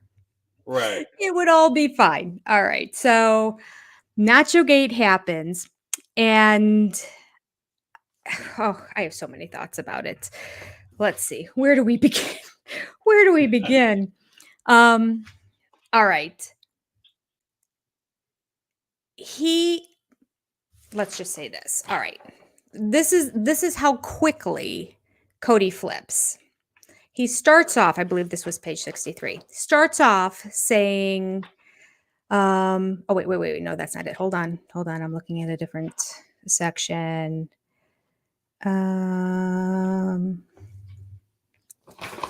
Where did I put this? Okay, here it is. That was a different page. Cody starts off the whole journey, this car ride to go to his house with Mary and then Christine in the back seat. Starts off the journey saying that she was the cutest girl in the world that was in the Hmm. back seat of his car. He was so excited, cutest girl in the world in the back seat of his car. After they stop and get food, suddenly it becomes the sight of this chubby girl in my car devouring chili cheese nachos puts the brake on our relationship. Right.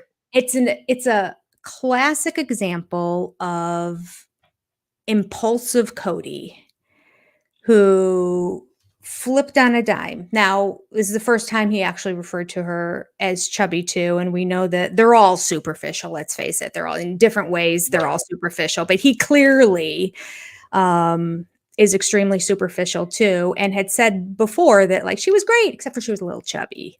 But other than Right. that, she was really cute. I found it interesting. The most interesting part about this is actually leapfrogging off of the book because we go back here, he was probably what, 22, 23, about the time that this situation happened. Well, we know that he's an incredibly immature man, and so God Mm, only knows what he was like when he was in his 20s. And there's so many examples in this book of his parents and Janelle's mom and all these Mary's mom all taking Cody aside to talk to him to help him grow up and to help him make right. better decisions. So this is that time that he's in right now. So, it tracks. So he is like, oh, she's so cute. I like to have this another girl in the backseat of my car, and then takes a look at her eating nachos and then goes, oh, wait, no, she's fat and she's kind of sloppy. And I don't even think I want to date her. Everything's cooled off. I don't want this anymore. What Right. shocks me the most about it is that he had the gall in his 40s to write this story in the book that Christine knew nothing about. This is Right. something these are thoughts and feelings that only he had back in his 20s and never shared. To his credit, didn't share. It cooled off for a while, but eventually they did get married. But for him to publicly embarrass her and to put her on blast this way was the most unkind, uncaring, callous way of insulting her publicly in Hmm. front of everyone. One, to put it in the book, but then Right. two, to double down and just say such horrible things in the interview when challenged about the book at the end of the season when they were, I can't remember, I think it may have been Tamara Hall. I can't remember who the interview, maybe it was Savannah. Anyway, I had written This might be. down somewhere else too some of the and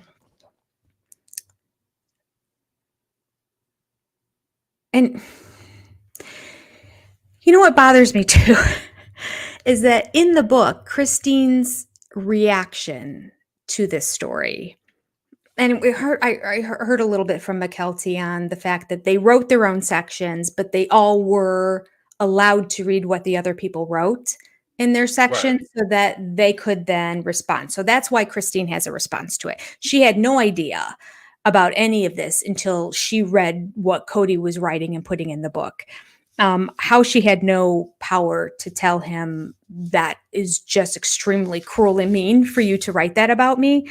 I don't know, but she didn't. So it was in the book, which is why she then has the reply to it. And she did the same thing in the interview. Now this is a reflection back 20 years ago. The interview, he's in his 40s, she's in her late 30s, maybe. And at that point, as well as in the book, she's kind of defending him a little bit, like, well, Right. I was a little chubby at the time. Mhm. And then when she was brought in that interview and asked about it, she goes, oh, I know, he was so silly. How could you cool down any relationship just because of me wolfing down nachos? Come on. And she just kind of like, she's laughing and she's brushing it off. And I'm thinking, what? Until he doubles down. Because the interviewer asked him, I went back and looked this up again because I just remember turning my stomach even more than the book. The interviewer says, so you were not physically attracted to Christine. So now we're talking kind of in generalities, like at the Right.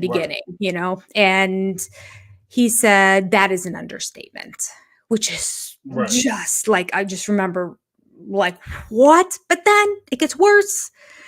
Because she says, so she's trying to think, okay, well, if that's an understatement, what would be what you're thinking? So she said, so you were grossed out by her? And he said, I won't say that, but the nachos grossed me out enough to have me go, okay, I'm waiting to marry her.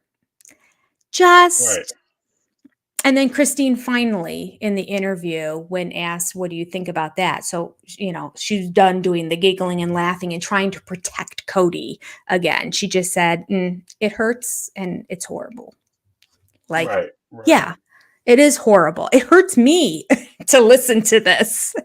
Right. And for him to and for his stoic nature too, to just almost be proud that he was pushing her down and saying these things about her publicly. And, like, well, he'll throw a line out there like, I wasn't really proud of, I was young, so I'm not really proud of this, but, and then Right. just keeps hammering at her. Like, the whole thing is disgusting to me how he handled it. I mean, Right. he could have very well been disgusted by the smell of nachos or cheese or something like that because he had an upset stomach. So you can make that connection because he did make the comment that he had an upset stomach because he was drinking too much soda. I don't understand that. I live on it. So, but apparently he doesn't. So he kind of had an upset stomach. If you're sitting enclosed in a car and somebody brings in something that's repulsive to you, it's going to make you Right. feel more nauseous and that. But that's not where he went with it. Like, he had an opportunity to say, oh, and then she brought the smell of that on top of it, just made me like, and actually the whole thing just got turned off. Like, he didn't have to mention she was chubby to go along with it. He could have still Right. told his story, I don't want to say in a gentlemanly way, but he could have done it in a way that was less abrasive for certain Right. and not thrown her on the bus if he, for whatever reason, felt compelled that he had to put the story in the book or the producers were pushing for it because it has to be a #1 bestseller and that's a great story and nobody knows about it. Those are the perfect things. You want to make a lot of money. Like, I'm being the devil's advocate here, not that the devil needs any, but like, maybe this would be his motivation for putting it in there, that he was Right. spitting out stories to a producer and ideas, and they were like, no, you have to put that in. That's great. And she'll read it ahead of time. It's okay. She'll have a chance to rebut, and don't worry about it and all that. Even if that was the situation, I feel like he just did her dirty. Right. Right.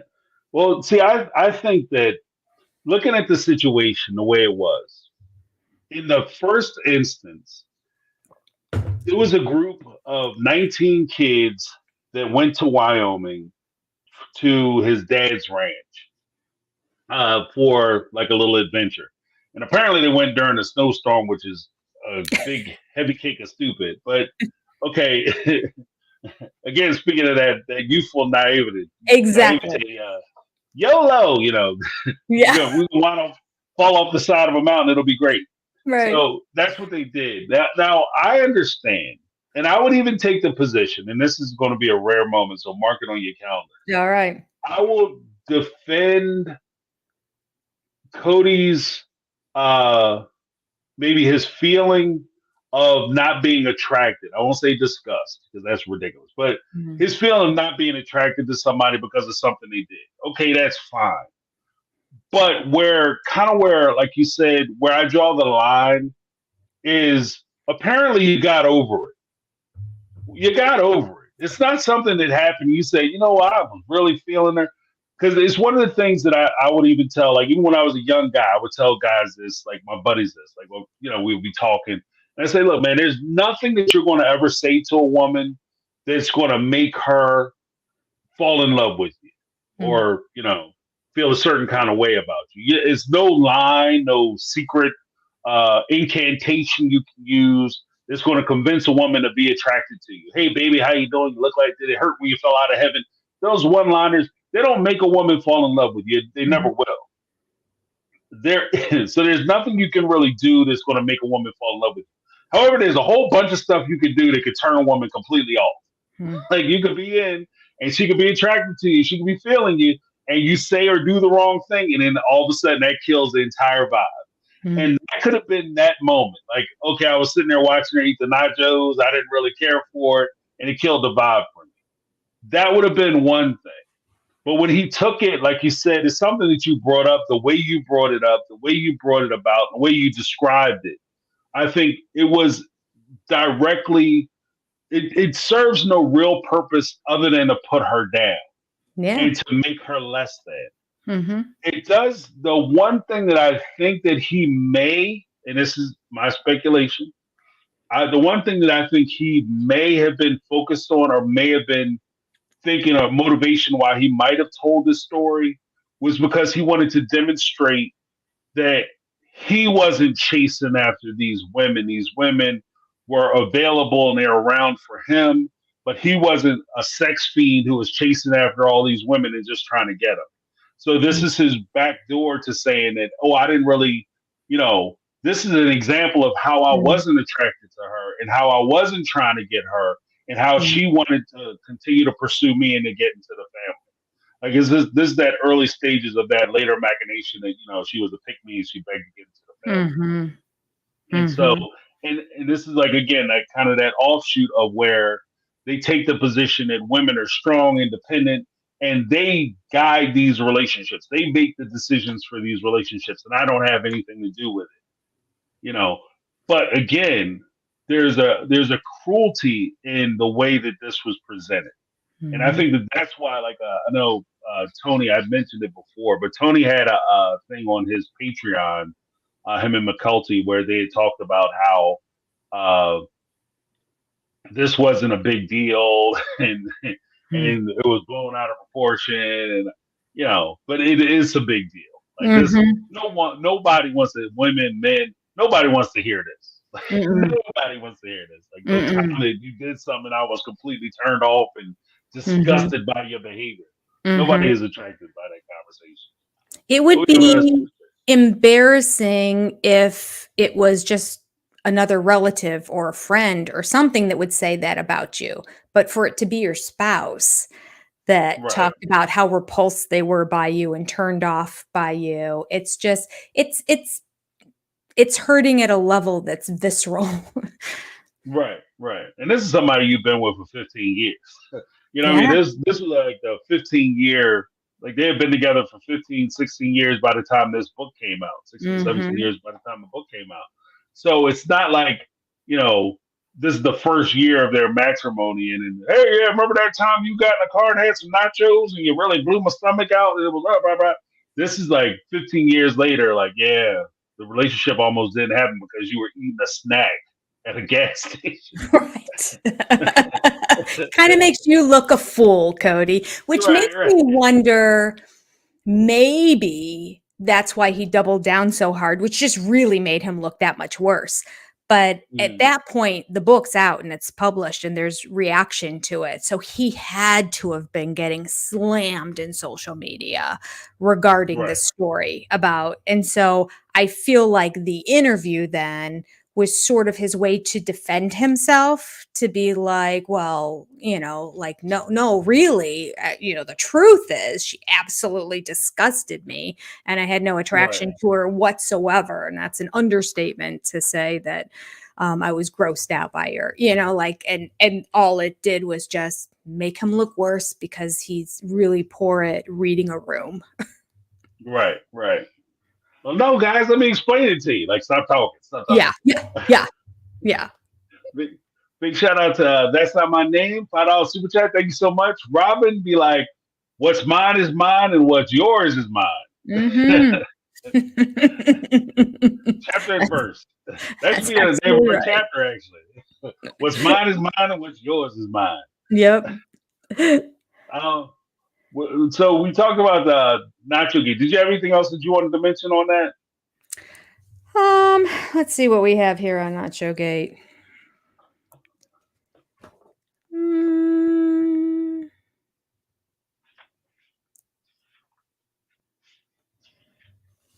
No, that's it. There was one other line that he said actually in the interview where he said he volunteered. I was not attracted to Christine in any kind of physical sense. Any kind. Right. Even though at the beginning of the trip, she was the cutest girl on earth. Right. But now we're rewriting history as he's older. And again, it just fits with the notion of he just wrote this to hurt her. There's no other reason to and to say those kind of things too. He's really upset with her at this point, maybe because she hasn't completely embraced Robin or something at this point. I don't know, but he clearly had an agenda of pushing Christine down in this book. I don't know. Maybe, because Robin at the beginning never really felt welcomed by Christine at all. So that could be it, because this was near the beginning of the series that they wrote this. So it might be his way of just kind of sticking it to Christine to prove to her that she's not all that. Right. Well, because there's a point as well. I'm sorry. No, that's fine. Just put new batteries in it, and so it defaulted to 12 o'clock. It's over. There's a point where they talk about like the relationships again. They talk about like the getting married and the relationships that they had with regard to getting married. The dating, like as soon as he proposes to Christine, the whole idea, I'm not really attracted to her, but you married her anyway. Come on, bro. Yeah. You were attracted to her. The fact that you spend so much time around her, you were attracted to her. It's fine. Mm-hmm. Okay, we all get it. Mm-hmm. But when he was talking about the courting and the dating, he says that he proposed to Christine. You're going to find it in the book where he says that he proposed to Christine, and upon proposing to her or initiating the courtship and the courting of her, that she wanted to have a very short courtship, and then she wanted to get married, and Cody started to pull back a little bit on that idea. Yeah, that's page 60. Yeah, and it's a weird situation for me, just because as he's talking about it, he says that he says that, like, of course, in this situation, he already has Janelle, he has Mary, they're already, full on arguing back and forth. He needed that third to bridge the gap, and he's a young guy, and at this point, he starts to realize that he's making mistakes, life decisions that are not good life decisions. And I thought that was an interesting perspective, because he's starting to recognize that, like, you're 25 years old, you already have 2 wives, and you're about to get a third wife. Mm-hmm. And this is like big boy status. Like, you're doing a lot of big things at a very young age. and you don't have anything to your name. You have all kinds of pressures going on, but yet he decided to do it anyway. What do you have any thoughts on that? I it felt like a classic Cody Brown knee-jerk reaction situation. And then he regretted it afterwards, but he didn't have enough maturity to let her know, wait a second, we really need to make this a long engagement. Right. But really what he should have done is not propose to her at the time. I went back in the Janelle chapter, and in Cody's words, he said, Janelle and I were officially courting, but things were moving quickly. For various reasons, courtships for the second and third wives are traditionally quite short. The most important of these is that it's neither appropriate for a married man to be spending excessive time with a woman who is not his wife, nor is it fair to the other wives to sit at home during a long courtship. Janelle's and mine was particularly short. These are a few sentences that I just highlighted randomly in this page. We managed to go on only one date, and it wasn't much of a date. By the time I picked Janelle up, the restaurants were closed. We drove around in the dark. Janelle's mom had given me a ring that had been hers. I put it on Janelle's finger, asked her to marry me. It was more of a formality than an actual proposal. It was dark. It was late. It was cold. 2 weeks later, we got married. Right. So, like, those are your words, Cody, about Janelle. And yet we go here, he's known Christine for 3 years and says, no, I really need to prolong this engagement. He should have never proposed to her. Right. If it was at that point and you were ready to get married, you never should propose. Don't ask her to marry if you're not ready to get married. That's right. What were you doing? It goes all the way back to when he was dating and his mom was mad at him because he kept like holding hands with a girl that he didn't like whatsoever, but he couldn't help himself. Like he just like was impulsively attracted to girls and didn't have the ability to control himself around them. And it seems like this was one of those situations that he started liking her. He got over the nachos and started liking her and went ahead and proposed. Again, I don't know if it was out of, I think it was an impulse reaction to get somebody high up in the church in his family, but he just didn't think through it. He's got 2 wives that are arguing with each other and one is pregnant. They don't have, 2 nickels to rub together. And he's inviting another wife into the situation. So yeah, this is a classic Cody story. Right. Well, what's ironic to me, because like in addition to the Janelle story, because I used that story to talk about the was it Robin when she wanted equal time, and Janelle was saying basically, Janelle said, you don't have like long engagements because he's married and you shouldn't be spending a whole lot of time. It's not fair. It's not equal. That's what Cody had said. Then Cody also talks about like with regard to Christine and prolonging the marriage or prolonging the engagement. She insisted on setting a wedding date as quickly as possible. She believed that a long courtship would be inappropriate and unfair to her, on her new sister wives. She didn't want to run around. She didn't want to be running around with a married man. And apparently, this is something that, like later on, Robin never really took into account that Cody's actually married. He has, married 3 times over, and the disrespect that's involved with you running around and being associated with a married man during a long courtship. But I think that one of the stronger things in their relationship, their particular relationship, is the fact that they did have a longer courtship. They did have more of an opportunity to get to know one another. And that's one of the failings that I see even as we move through this particular chapter. Later on, when they talk about Christine being introduced to the real Cody and her realizing that she doesn't really know him. Because they do, even though she knew him for 3 years, she only knew him in a few settings, but she didn't really know him and his personality. Yeah. So, Which makes you Uh, wonder, she claims she fell in love with him. I mean, I think she admits then eventually after she got married, she realized, well, I don't really, I can't, I don't know if I, or she said, I love him, but I don't really know him. And and maybe I right, made a mistake here and all that. But that's that same notion. Yeah. She fell in love, if you will, or in lust or infatuated with the fun guy. That's all she knew. It never right, got any deeper. It's no deeper than this book is. right, exactly, exactly.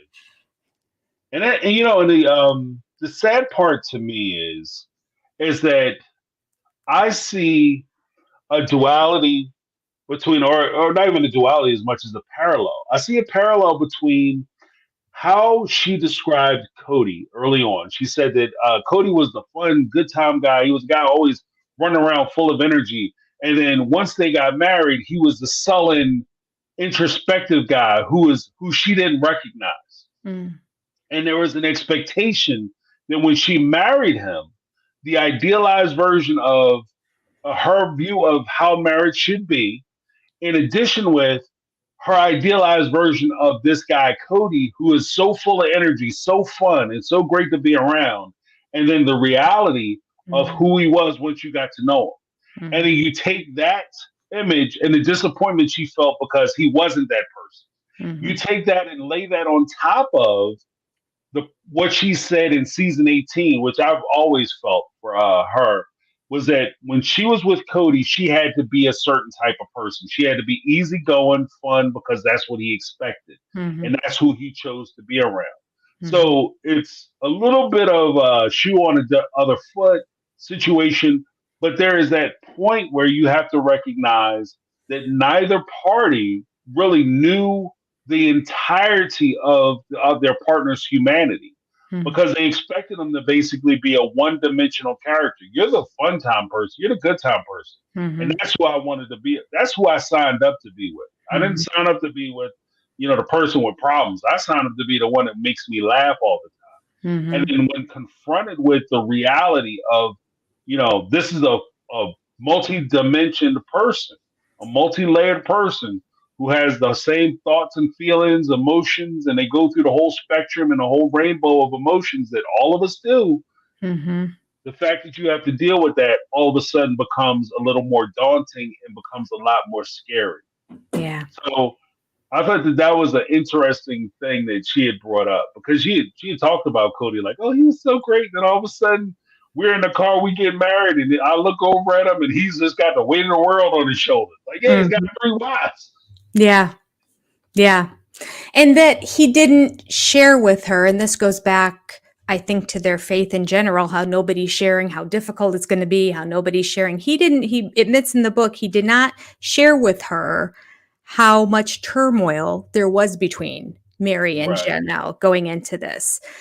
He also admitted that Christine didn't really even get a chance to get to know either one of them before. Well, which Hmm. is not true because she knew Mary over the 3 years. She Right. knew Mary almost as well as she knew Cody, but she didn't know Janelle really almost, she's the Right. girl that just showed up. By the way, here's my second wife.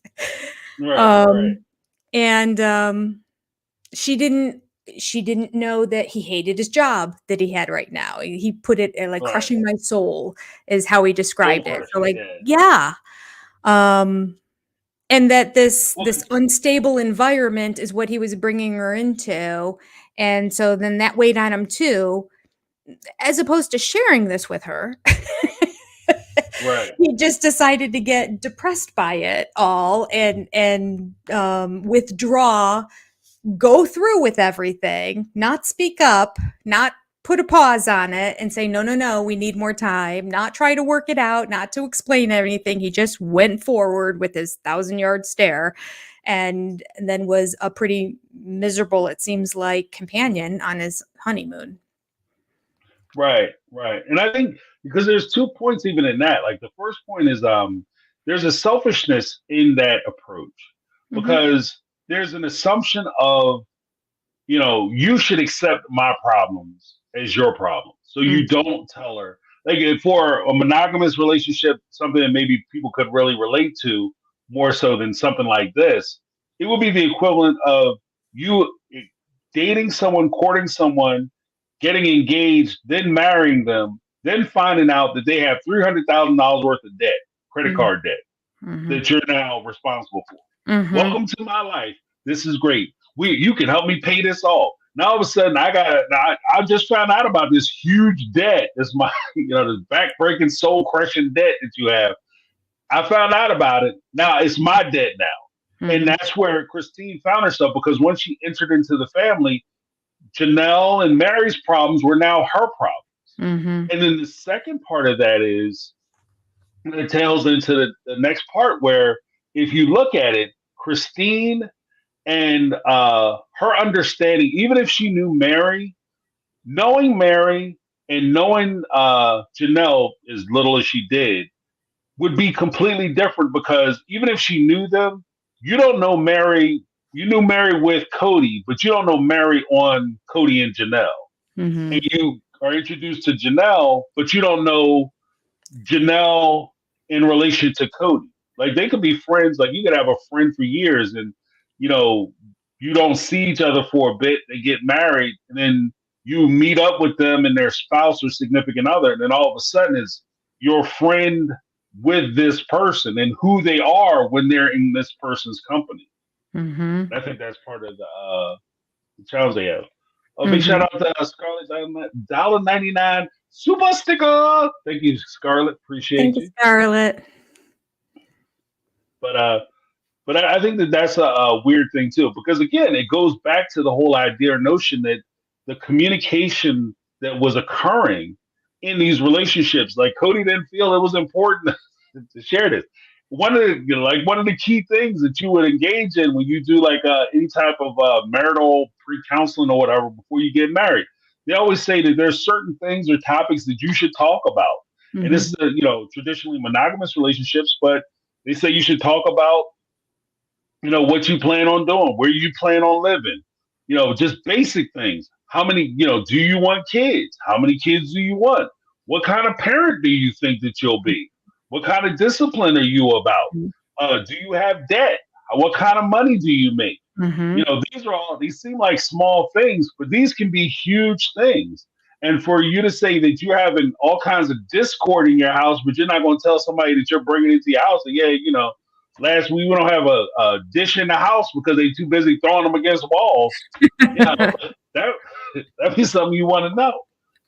It also, and maybe just I'm an inquisitive person, but I probably would ask all those questions you just laid out on the first date. Like, it would just be like, right. Give me the rundown, because I need to know if I need to waste my time on date number 2. Like, what is your FICO score? Are you employed? Do you own any property? Like, it was just like, how stable are you? Do you have an education? Like, where have you been all your life? Tell me about your family. Are you close with them? Are you on the outskirts? Like, you just learn so much about a person, just the basic overall stuff that they just never discussed in 3 years. Right. Yeah, are people looking for you? Exactly.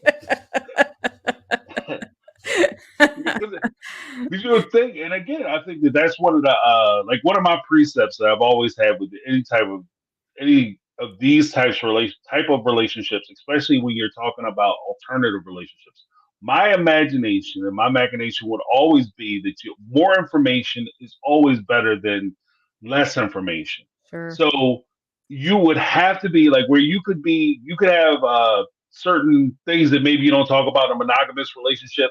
If you're a monogamous guy, husband, and you are out and you run into a young lady and you guys just have a general conversation, it is what it is. Maybe you don't run home and tell your wife. But if you're a polygamous guy who's you have an open situation, any of those interactions could be important for your wife to hear about. Because you don't want to pop up like, I've been talking to this young lady at the gym for 6 months, and I think that this is somebody I want to date. Like, who is this? So each one of those interactions will be important. It's just, I don't see the level of communication that will be required for these relationships to be healthy and sustainable. And especially when you're bringing somebody into a household that's in complete discord. And as you mentioned, as Christine talked about, being the third wife, she's kind of the balm for the situation because she can bridge the gap between the first and the second wife. Mhm. But that's not necessarily something that's indicative of the position of the third wife as much as, like you said, I think it's her personality. Yeah. Like she has that encompassing personality. It brings people in, so Mhm. she was able to bridge that gap. Um, did you have? Oh, did you have anything else you wanted to say about that? I think that's all I have in that section there. Oh, okay. And they What do you? Oh no, I'm sorry. No, I was just saying then we kind of just move on. They go ahead and go forward with it. Get married. I think that the marriage is sad in and of itself too, because Christine's mom is not there, of course, because she's not part of the church. Mhm. But Cody's dad Right. is not there either. My understanding is Cody's dad is not there because he doesn't approve of Cody taking on another wife. He doesn't think that it is fiscally he's just not responsible enough, which is a Mhm. theme with Cody Brown. But so much so that your father wouldn't attend your wedding. Like, I mean, that Right. means they went to blows about it, and Cody went ahead anyway, which is interesting that he could not Right. have his father's blessing, but then turn around and still go forward and go through with the proposal. And then he says, the minute I proposed to her, I regretted it. It's just like, I can't even. This guy is just all over his brain. It would be maddening to be inside his brain. Absolutely maddening. Right. And part of that could just simply be the revolutionary. You know, the dad says, "Don't do something." Oh, the hell with you, Dad! I'm gonna do it anyway. He goes and does it. Like, you know what? I totally shouldn't have did that. Mm-hmm. That was a total mistake. Yeah, Mm-hmm. because if you look at it, you know, and this is no disrespect to anybody involved, but I don't think that Win was wrong. Like, I Okay. don't think his father was wrong. Like, he wasn't in a financial situation where he could take care of two wives or three wives.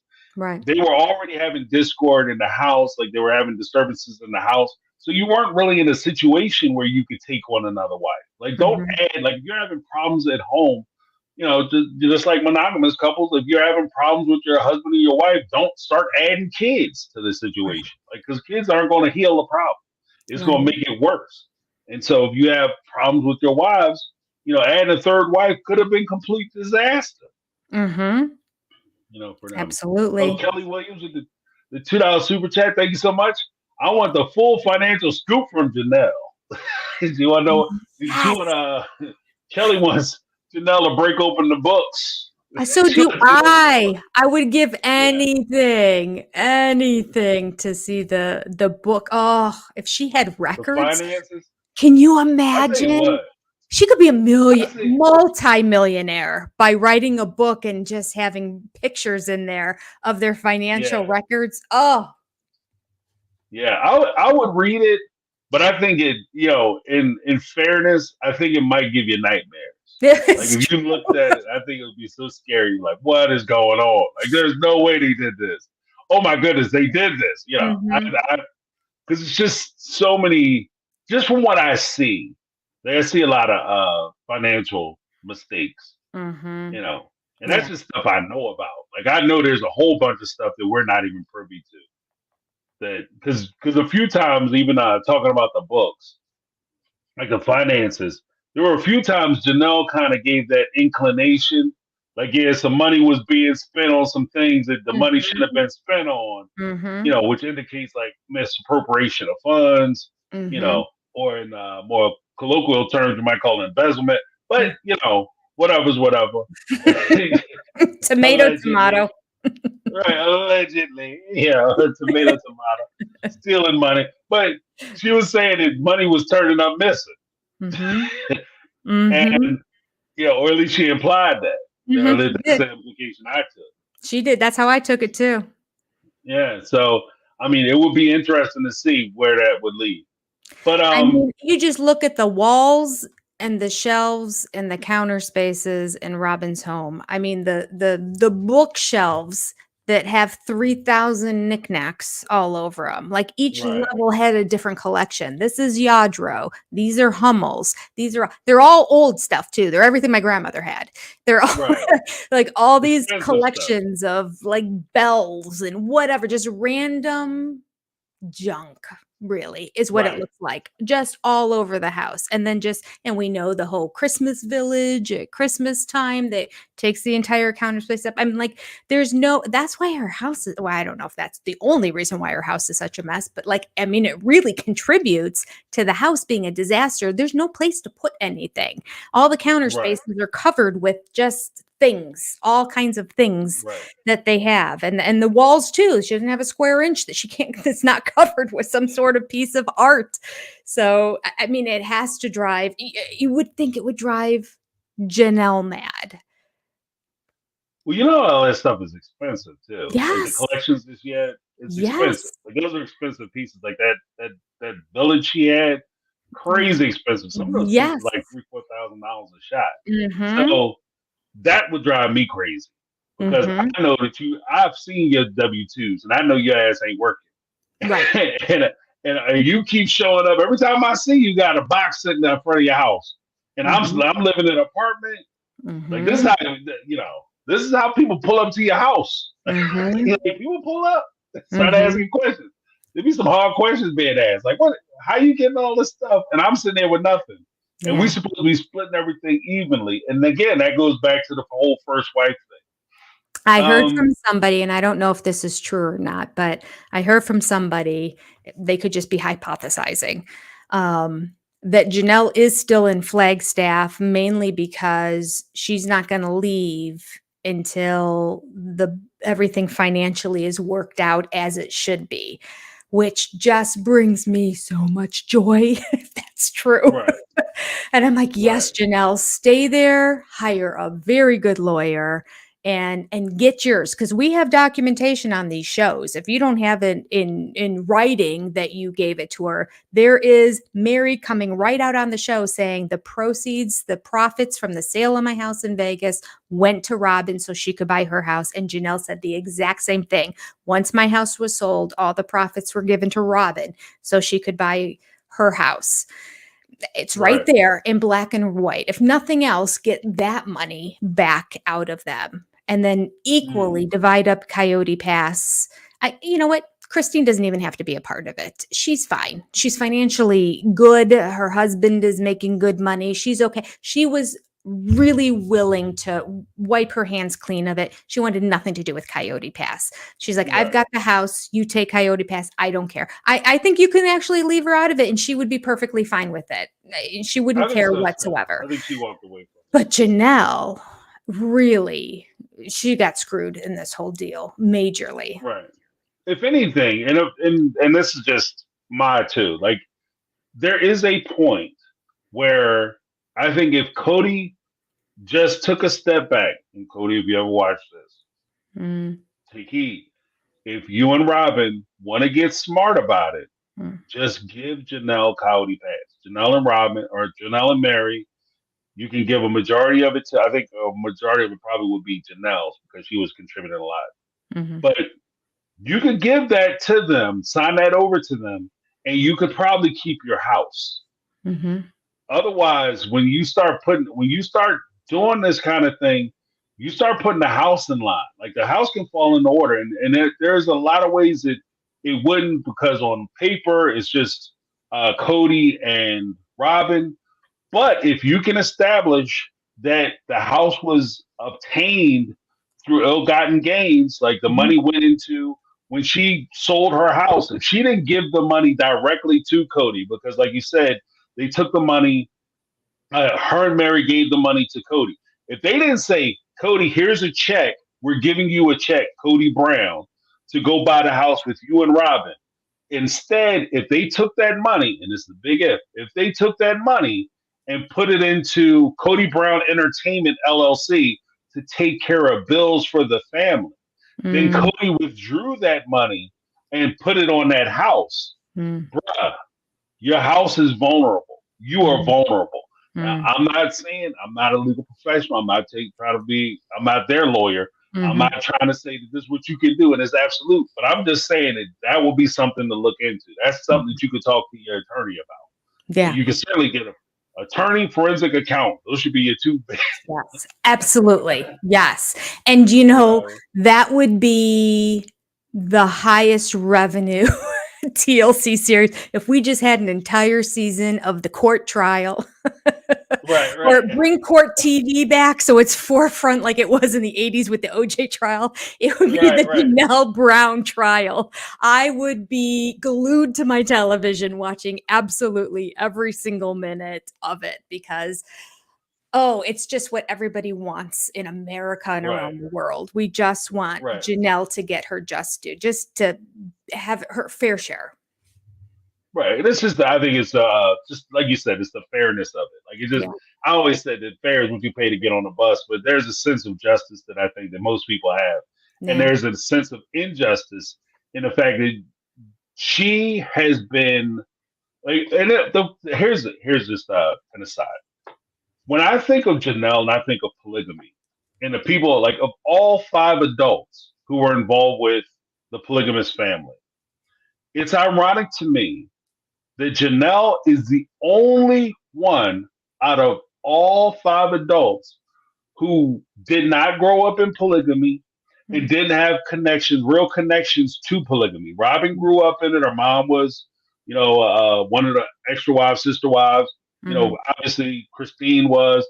Mhm. Cody, as he became an adult, granted, Mhm. but his father and his mother and, even Janelle's mom eventually became polygamous. But Janelle was the only one who didn't grow up in it.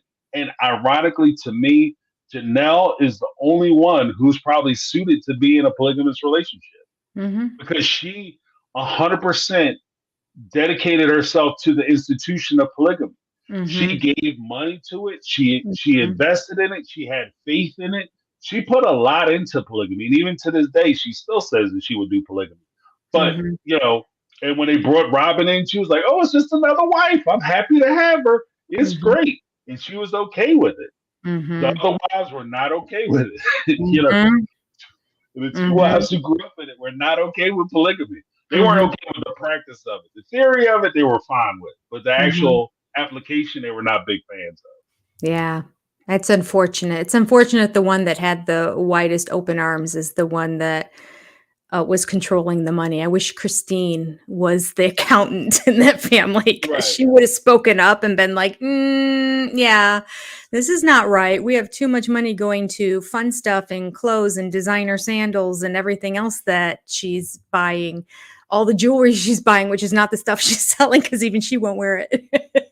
right, right, I right. mean, the money is just being drained out through her. I mean, she started doing it. I think I took a video of this recently too. When I watched the show, I thought, oh my gosh, I don't even remember this. But it was really early on. They had just gotten married. Was she? Yeah, I think she was a wife at this time, and it was early on.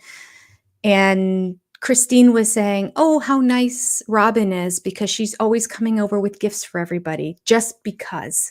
She'll find little Mhm. and you know what they were trinkets. They Right, were right, completely useless things to stick up on a shelf for people who are trying to like get their finances together. It was nothing practical. You can still give a really nice practical gift to somebody that, like, oh, right, here are some bath towels that are embroidered with your initials or something, like you can give a nice designerish gift, but no, they were trinkets. But she's like, but they right. were trinkets specific to the people that she would just give Mhm. them. And they were all just because gifts. And I'm like, that is just money blown out the window. Might as well throw it in a Right. fire. Unbelievable. So Well, she started from the very beginning with these kind of spending habits, and it never got nicked in the bud. right. Well, because I think that's a point in itself where you are demonstrating who you are. You know what I mean? Mhm.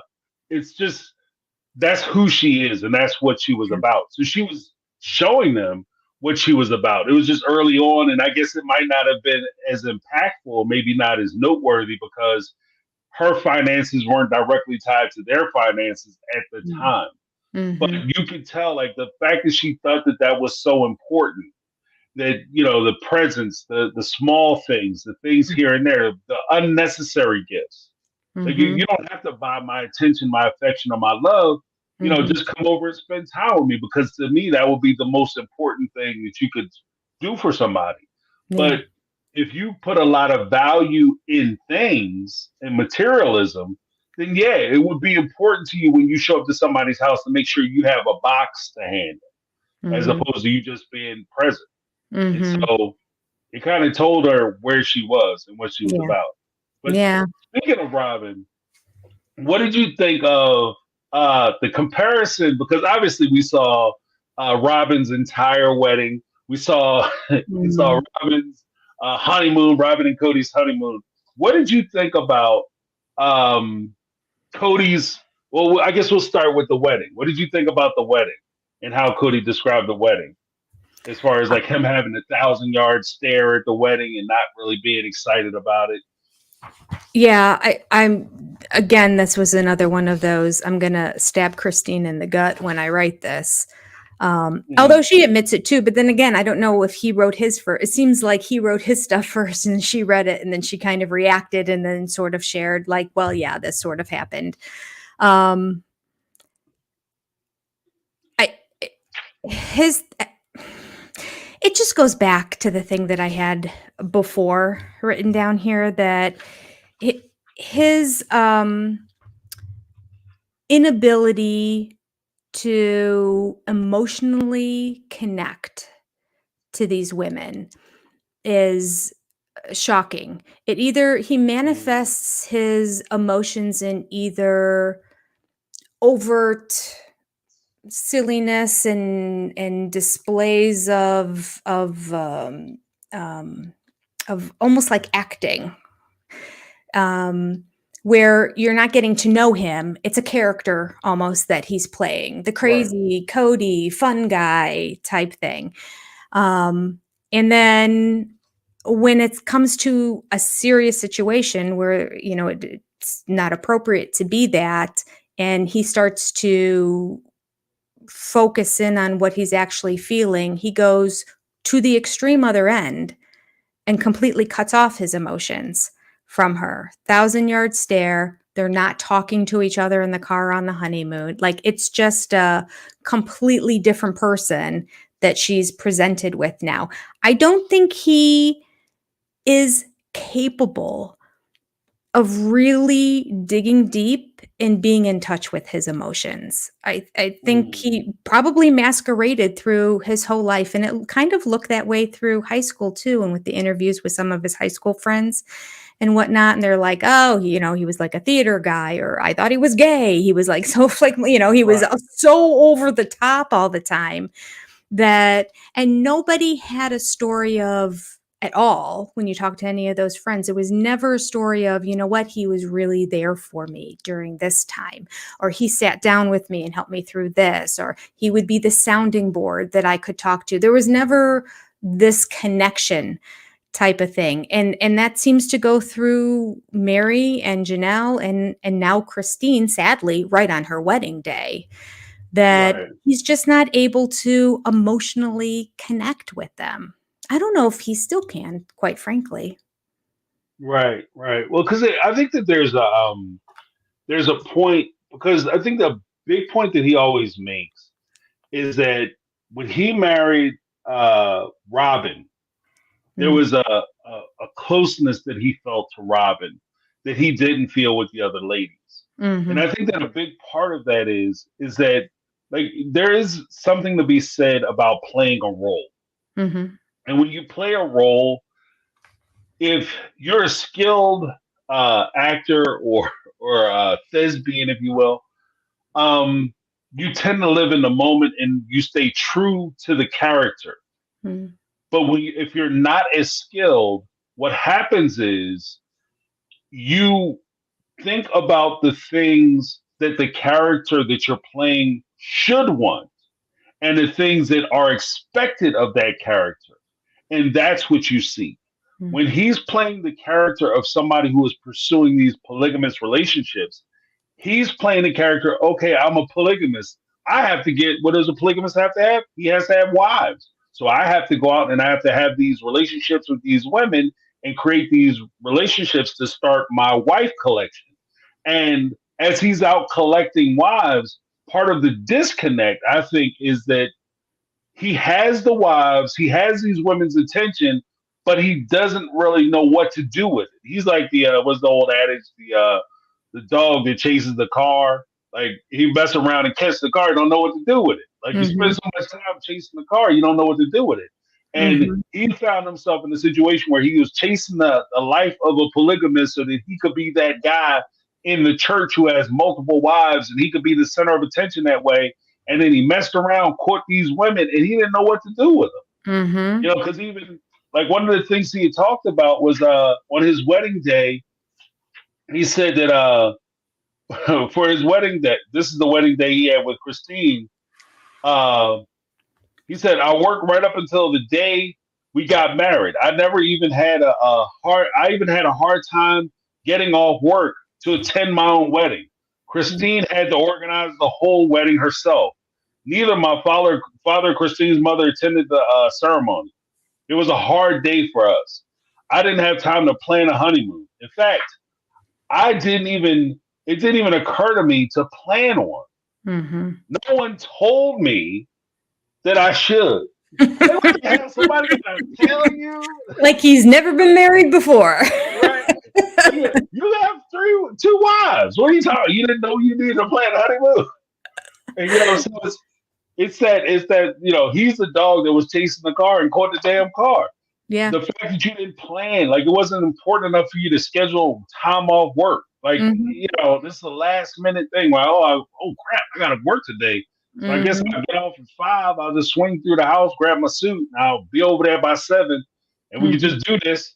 And I'll be back to work at 8 o'clock tomorrow morning. Yeah. Because I'm on a swing shift. Like it's just, and again, this is another reaffirmation. And I think that part of this book and kind of what I'm taking from it a little bit, from the Nacho story to some of the other things that he's talking about, I think this is the shot book, like where he's drawing the distinction between his relationship with these ladies versus his relationship with Robin and how special that relationship was, because we got to see how excited he was about marrying Robin.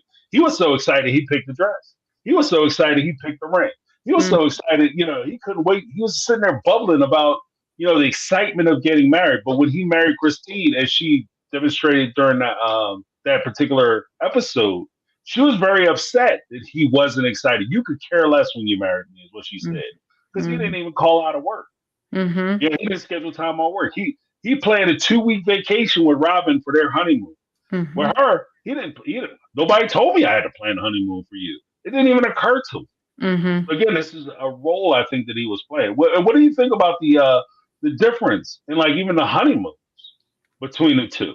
Like Christine gets we got in a car and drove somewhere. It's disgusting. Actually, all 3 of the OG 3 had pittance of a honeymoon. Even Mary's, which was planned, was just, we're going to get in the car and drive. So they went to the next date. Okay, that's fine. I don't want to diss where they went or along the way, but like oftentimes for honeymoons, if it's a mountainous area, the people who live in Miami or Texas or California, that's where they go because it's something unique and different and special, and it makes the honeymoon special. And those people who live in the cold weather areas or the mountainous areas, they'll go to tropical locations because it's something unique and different and all that. So Mary had it planned. He literally had a trip planned, which was just, we're going to spend the night in this city and then we're going to end up in this city. So it was as much as that, but they did have something planned. Janelle, nothing planned. They just got in the car and they started driving, and Christine the same. So really Janelle didn't get much more than Christine did, except that he knew he was going on a honeymoon with Janelle. Right. So like one step down was Christine, which is like after this marriage where he didn't crack a smile and he wasn't happy and it was miserable, he turned and looked at her and she's like, where are we going? And he's like, what do you mean? Like our honeymoon. Right. We can what? We're going to honeymoon. I didn't know I was supposed to plan a honeymoon. What are you talking about? It's the you can't even compare. You can't even compare the two. I also love how all the wives say that it was an 11-day honeymoon for Robin, and Robin calls it a 10-day honeymoon. So she's like doing her best to make it not as bad. Trying to play it down.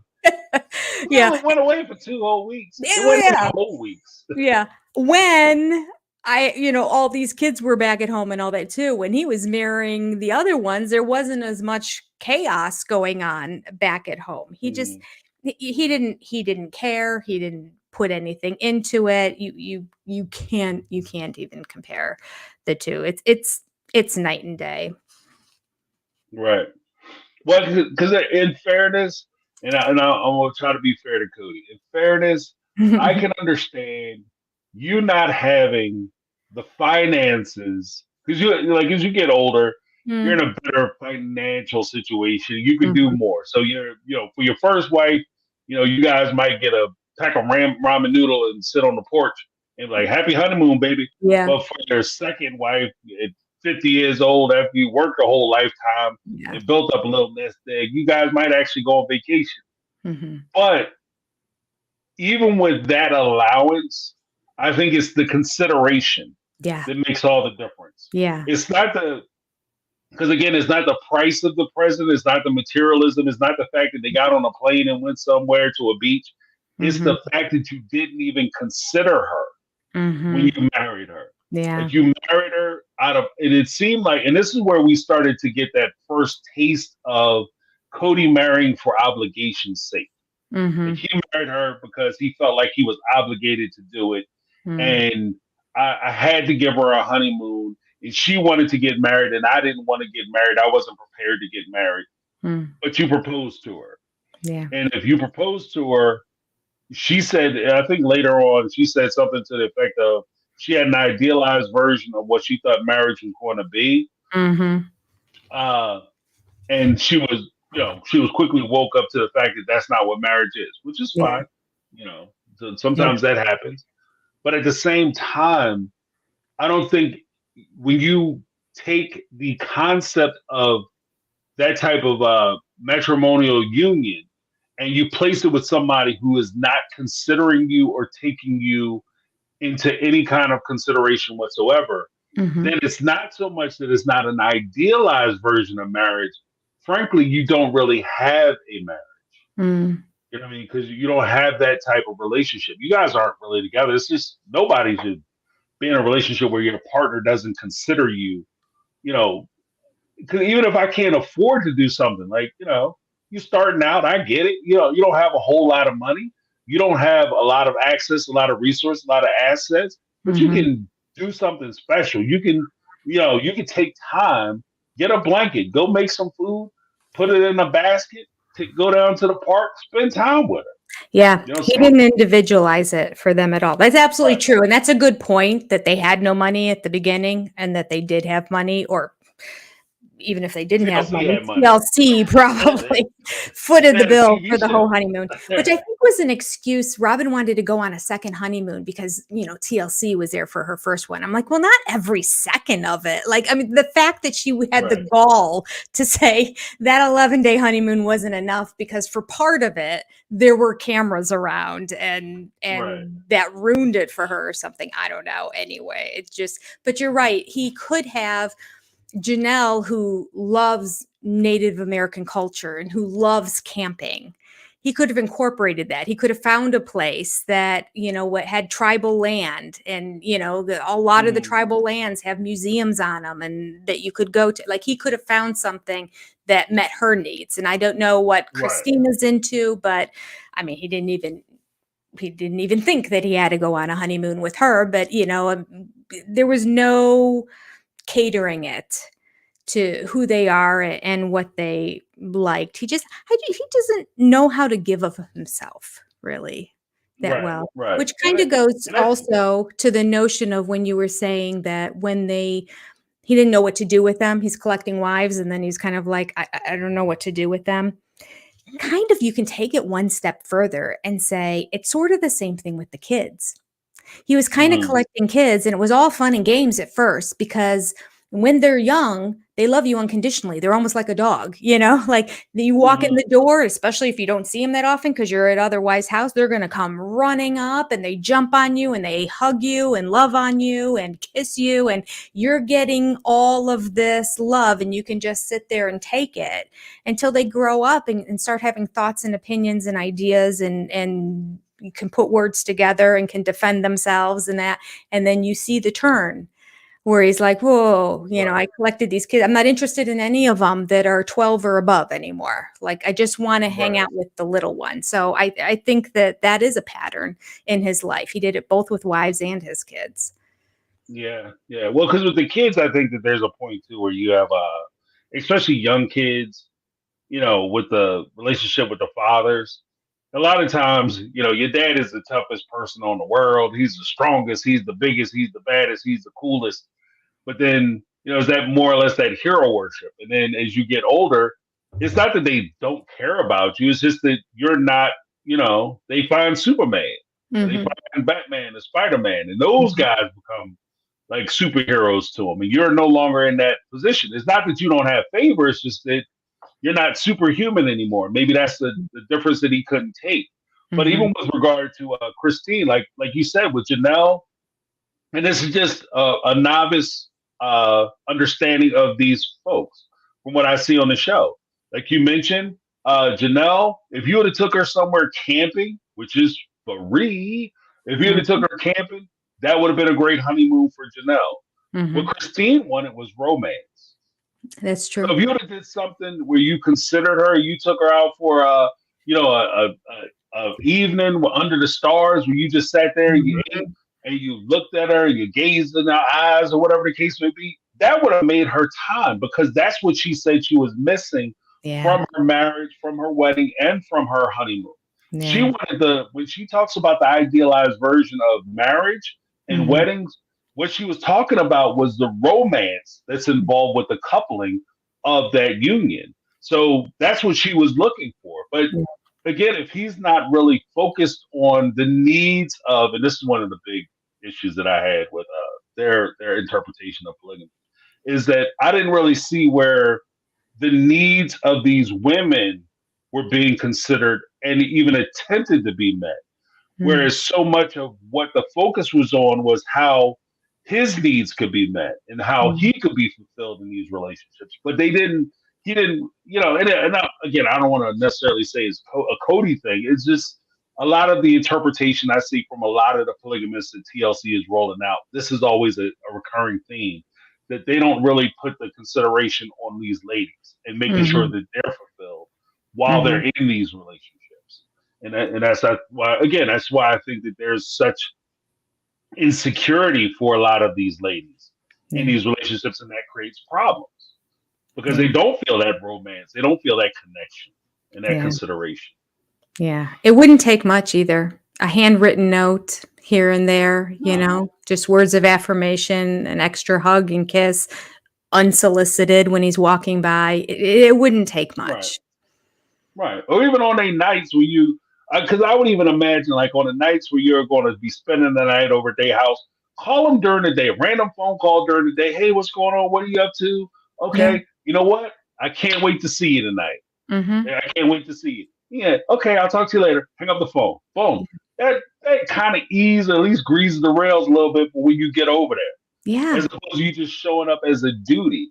And then so much of this kind of falls into the idea or the realm of it being a duty and an obligation as opposed to something that you want to do. Yeah. And when you're talking about spending time with them, Robin's house is where you want to be, and these other women are an obligation, and they don't realize that you're just acting because you don't really want to be over at their house, not realizing that they completely know that you're acting and you don't want to be at their house. Yeah. Yeah. And it's something that they see. Yeah. The simplest, stupidest, simplest little things. I mean, he didn't have a job. It's not like he was doing a 9 to 5, 40 hours a week. There's no reason why he couldn't give a simple phone call. It could just be a reminder in his phone at 11 a.m. every day. Just text the wife you're going to see later on that evening. Yeah. And that's kind of a sad story too. When Christine revealed that after, when it started when they were in Vegas, that after Robin came into the family, she got more days than the other ones, and that Christine was fine with it at the time because she said, she needs to get to know him more. And I understand that, which really I don't agree with, because she had a newborn baby. He needed to be spending time with the newborn baby and helping out the mom who was going through severe postpartum depression. That seemed to trump the fact, like, Robin will still be there, but, you know, like, you need to get your wife through this circumstance right now since you just got back from your 11-day honeymoon.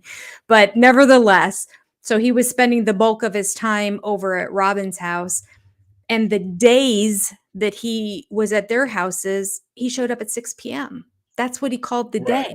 I mean, that just like the imbalance is so incredible that he couldn't see. He was completely, his ability to see things from someone else's perspective. It's the same thing with him saying about Christine, all the nasty things he said. He had no ability to see just how incredibly hurtful this was going to be to her when he thought it was just going to beef himself up by saying these negative things about her. The inability for him to put himself in somebody else's shoes and to understand what somebody else is feeling is shocking, really. Right. It's scary. It's actually, I would say scary. It's scary. It's a situation where the person who is supposed to take care of you the most, the person who's supposed to care for you the most, is the person who is doing the least for you. Yeah. In that regard, Yeah. or at least if they're not doing the least, maybe that's not fair, but they're doing minimal. There's minimal effort being put forward. Like I'm just trying to I'm just trying to reach satisfactory status where I'm doing just enough to where you don't leave. I'm just trying to keep you, you know what I mean, in play. Yeah. And one of the even the more like heartbreaking things, even from this chapter, is that the chapter kind of closes out.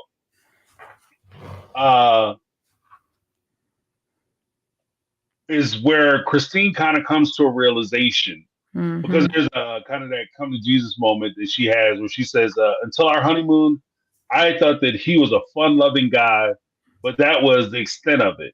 Now now there was this distant, grumpy man at my side, burdened by something I couldn't understand. And I worried that I might be the source of his anxiety. Like, and this is the start of their relationship. Like to feel like there's some kind of weight or you're some kind of pressure that's being added to this guy's workload or his lifestyle. All of a sudden, you're bringing him down and you're pulling him out of the character that he had. But then, like, she closes out by saying, "I didn't understand that marriage is something you must work on. I didn't know that true love isn't." That's a sad thing. I didn't know that true love isn't instantaneous, but something that develops over time. While Cody and I did love each other, while Cody and I did love each other, it took us about a year from the day we married to fall completely head over heels for each other. That is insane to me. Like, that's insane to me. Because that actually opens up to that opens up the realm to what I would consider like arranged marriages, because a lot of times that's what you hear in households where they're arranged. Like, okay, you might not love them, but you'll learn to love them. You'll grow to love them. And I know the perfect person that you should pick because you'll grow to love this person. You don't love them now, but you will. And this is, I think, the difference between Cody's relationship with OG3, where it was permissible for him to be in these relationships and get married and then develop feelings over time. Whereas with Robin, he already had the feeling. And then when he had married her, it intensified said feelings that were already existing. So did you have any thoughts about that as far as where they were with regard to her idealized version of marriage and her understanding of how marriage worked? Yeah, it was shocking, those last two paragraphs together. Everything she wrote in both of them was just, it stood out to me that she was fixated on the idea of happily ever after. And at this sentence I underlined because she said, I thought marriage, especially plural marriage, would be absolute bliss. Especially plural marriage. And I just thought, especially not. Like, what are you doing? Like, it was so distorted in her head of what was really going to happen, and that she thought that would be a bliss beyond the normal bliss that people feel when they get married because she was in this. And then she said, what could be better than being blessed with a husband and sisters in one fell swoop? And I just wrote next to it, because you're not sisters. Right, right. You're not related. They're not your sisters. They're the Right. women that are You sleeping just with met your Janelle. husband. The sister ain't supposed to date your husband. Yeah, right. But it's kind of one of the and this is where I think a lot of the belief, early belief that Christine was a little more naive or innocent Mhm. than the other wives because of Mhm. a lot of the passages that I see in the book, that it just comes off like she just doesn't have a true understanding, or at least at this time, it didn't come off like she had a true understanding of how the world worked Yeah. and even the dating realm. Like she was kind of a lost babe in the woods who was kind of figuring it out Mhm. as she was going along. And it's Mhm. heartbreaking to hear like how cruel her relationships were in retrospect, because she gets involved with this relationship with this guy and she's in love with him and she thinks that he's great, he's friendly, he's nice, and he seems to be all these things. And she's this whole time she's built up this expectation of what these relationships are going to be like, Mhm. only to realize that it's nothing like what she thought it was going to be like. Yeah. And I think that that's one of the cruel natures of this kind of inexperience. Yeah. And this is where a lot of parents will, if their son or daughter came to them and they were 20 years old, 19, I love him, I want to marry him, it's amazing. You need to Mhm. slow down. Mhm. You need Mhm. to take your time. There's Mhm. plenty of time. You meant to be together. There's plenty of time. You need to figure not only them out, but this is one of the things that I've always said is that you have to figure out yourself first, and you Yeah. have to figure out what you want. And part of where she is, and everybody does this at different times. It's not an age thing. Like you don't figure it all out at 21 or Yeah. 25. But where she is with her maturity levels at that time and her understanding of the world and her experience, I Mhm. don't know if she was really prepared to really know who she was. So if you don't know who you are, how do you commit to be with somebody else? Yeah. And especially in a situation where you're committing to be with not only that one person, but the two other people they're already married to. Yeah. Yeah. And the responsibility that's on your shoulders in a plural marriage too, because it's a consistent theme that you see through sister wives as well as seeking sister wives, that the guys feel like they should be hands off when it comes to the relationships. They're constantly blaming the women. They need to work this out. They need to, like, they don't have any responsibility in it whatsoever. There's no let's all come together and discuss this. There's no, because there's no communication. Like the whole thing is just an utter mess. But yeah, Cody just wipes his hands of it. And so the wives are stuck with, well, we're not getting along, but yet we're the ones that are supposed to fix it. But he's the center of why we're not getting along, but he's washed his hands of it. And I just feel like they just get stuck in almost an impossible situation.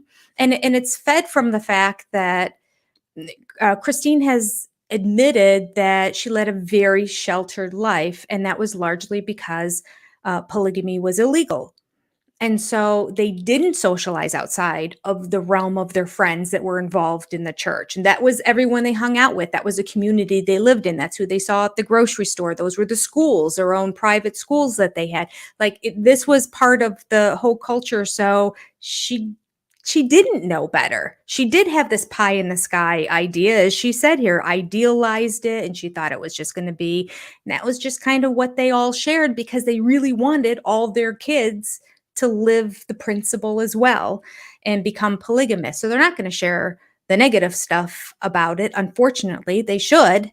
But, as we said, taking it all the way back to the beginning, there's no training, there's no information about anything negative. They're just sharing all the positive stuff. So they go into it with this they get set up for failure by going into it with this Pollyanna attitude that it's all going to be sunshine and roses, and they have nowhere to go but down from there. And then they have to deal with these sister wives at the same time and work on those relationships on top of it. It's just it's kind of sad, really. Oh, you're silent, James.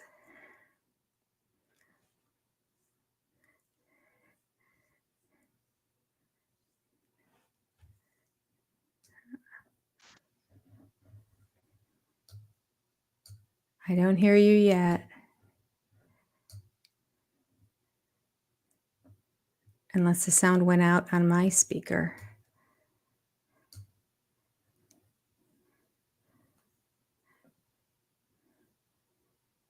Can you hear James, people?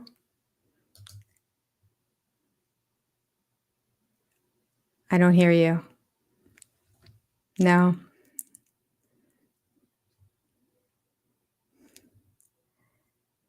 Oh, yeah. Renee says no sound for James. They can hear me okay. It's your big fancy microphone you got over there, James. You just got to buy a base model here. It's too swanky.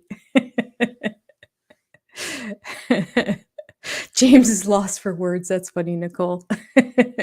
No, I can't hear you. Sorry.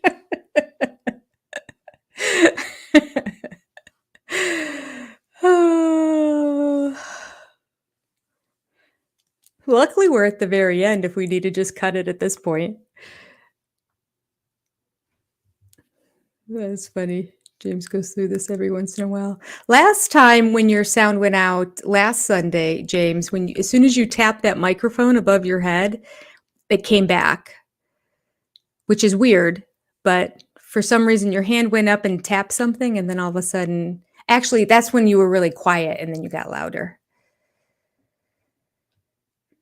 Let's see what people are saying here in chat. Michelle Littlefield says, I don't know if it's going to pop up for me or not on the screen. Well, I don't think she had time to wait to get to know who she was. Maybe if she would have went off to college, but she didn't. And still maybe that would have been until she was 21. You know what, Michelle, that's a really good point. And her dad agreed that she should go to college too, which I find interesting because there was that whole discussion sometime in one of the later seasons, I think it was 18, where she had heard that women were supposed to go straight into polygamy. But so she went to her dad and said, "Oh, is it true that we're not supposed to?" And he goes, "Who told you that? No, you're going to college." So she had the green light to go to college. Just can't. All right. I do not hear you, James. Oh, Valadia, you can hear James? Can you guys hear James?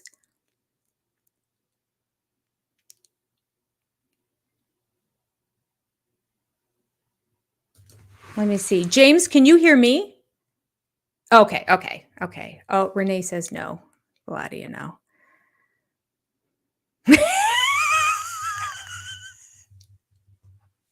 I love it. We could just type in the chat and say goodbye since we are on the very last pair. We really completed the chapter.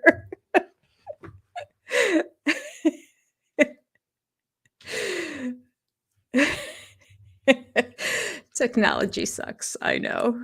I've had my fair share. Anyone who's watched my channel knows. Hand on head.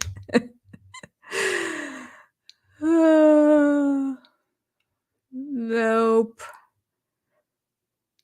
Hi, passing for normal. I haven't seen you in the chat before. Although I've missed a bunch of it, I'm sure.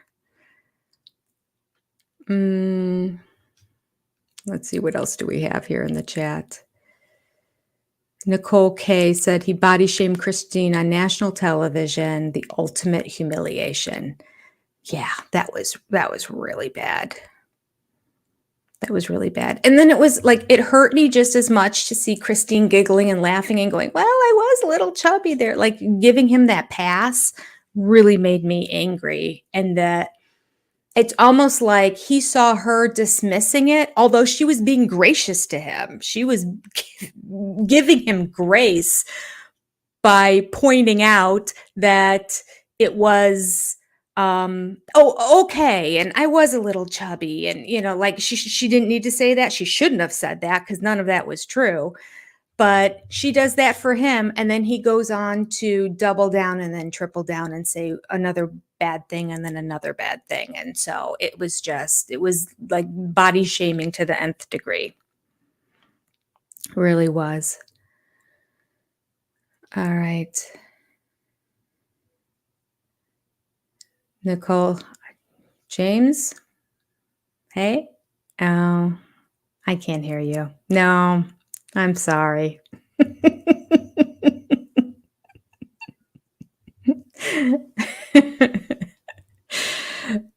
uh, I don't know what happened.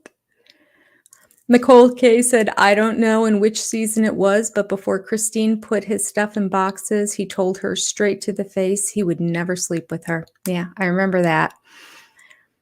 The pain and tears. It broke my heart. Yeah. I think that may have been 17. I think that may have been in 17. Cody has zero empathy. Yep, that's right, Lori. Absolutely. By the way, all the mods who are in here, I'm not sure, Lori, I've seen you, but anyone else that was in here too, I want to say thank you for being here and for moderating so that James and I can have a chat and not have to constantly keep our eyes and read everything that goes on, because that would take this until like 5 o'clock in the morning if we had to read everything.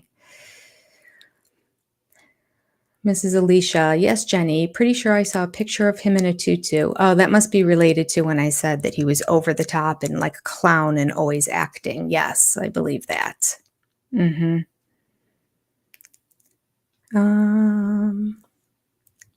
Let's see. Still found it funny that when Robin's house in Vegas sold, she made a point of telling the OG3 not to worry because all of the profits are in the bank and she wasn't going to touch it. Oh, really, Lori? I don't remember that. Was that on the show? Oh my goodness. I do not remember that. Betty B says that the court TV of Janelle suing Cody Brown for her fair share of the money would be better than the Johnny Depp trial. 100%. I just kind of glanced at the Johnny Depp trial. Actually, I don't think I watched any of it. I went to YouTube and I would find people who would do a little recap. That was all I would do. So this, I would change my entire schedule to sit and watch a forensic accounting and a trial based on the finances of the Brown family as Janelle Brown v. Cody Brown in court would be against each other. I would love to see Cody even try to defend himself. I mean, that's drama in and of itself. Oh. Tracy came over from James's chat. Yep, here he comes. Hey, hey, hey. Oh no, James. I'm so sorry. I think we're done. Oh, here. Thank you, James, for a great night.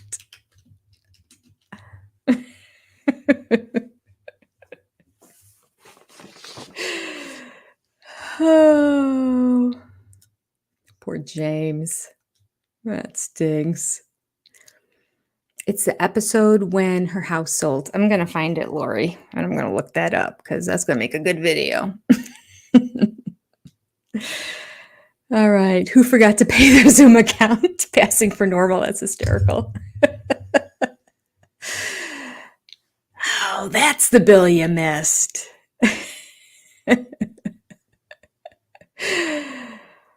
Oh, and Cody wouldn't let Nancy talk with him. That's the same episode too. All right, I'm going to look it up this week. All right, you guys are fantastic.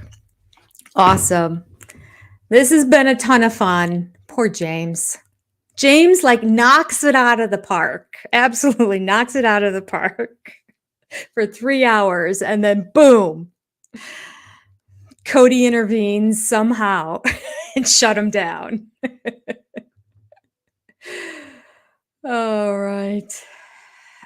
Nancy's the worst therapist. No, I completely agree with that. I never really saw much of anything that she said that was significant. All right, we're going to shut it down for now. And we will see you again. James, love. See you again. Signing off. Goodbye, everybody, and good night. Take care. It is a great live, I know. Bye-bye.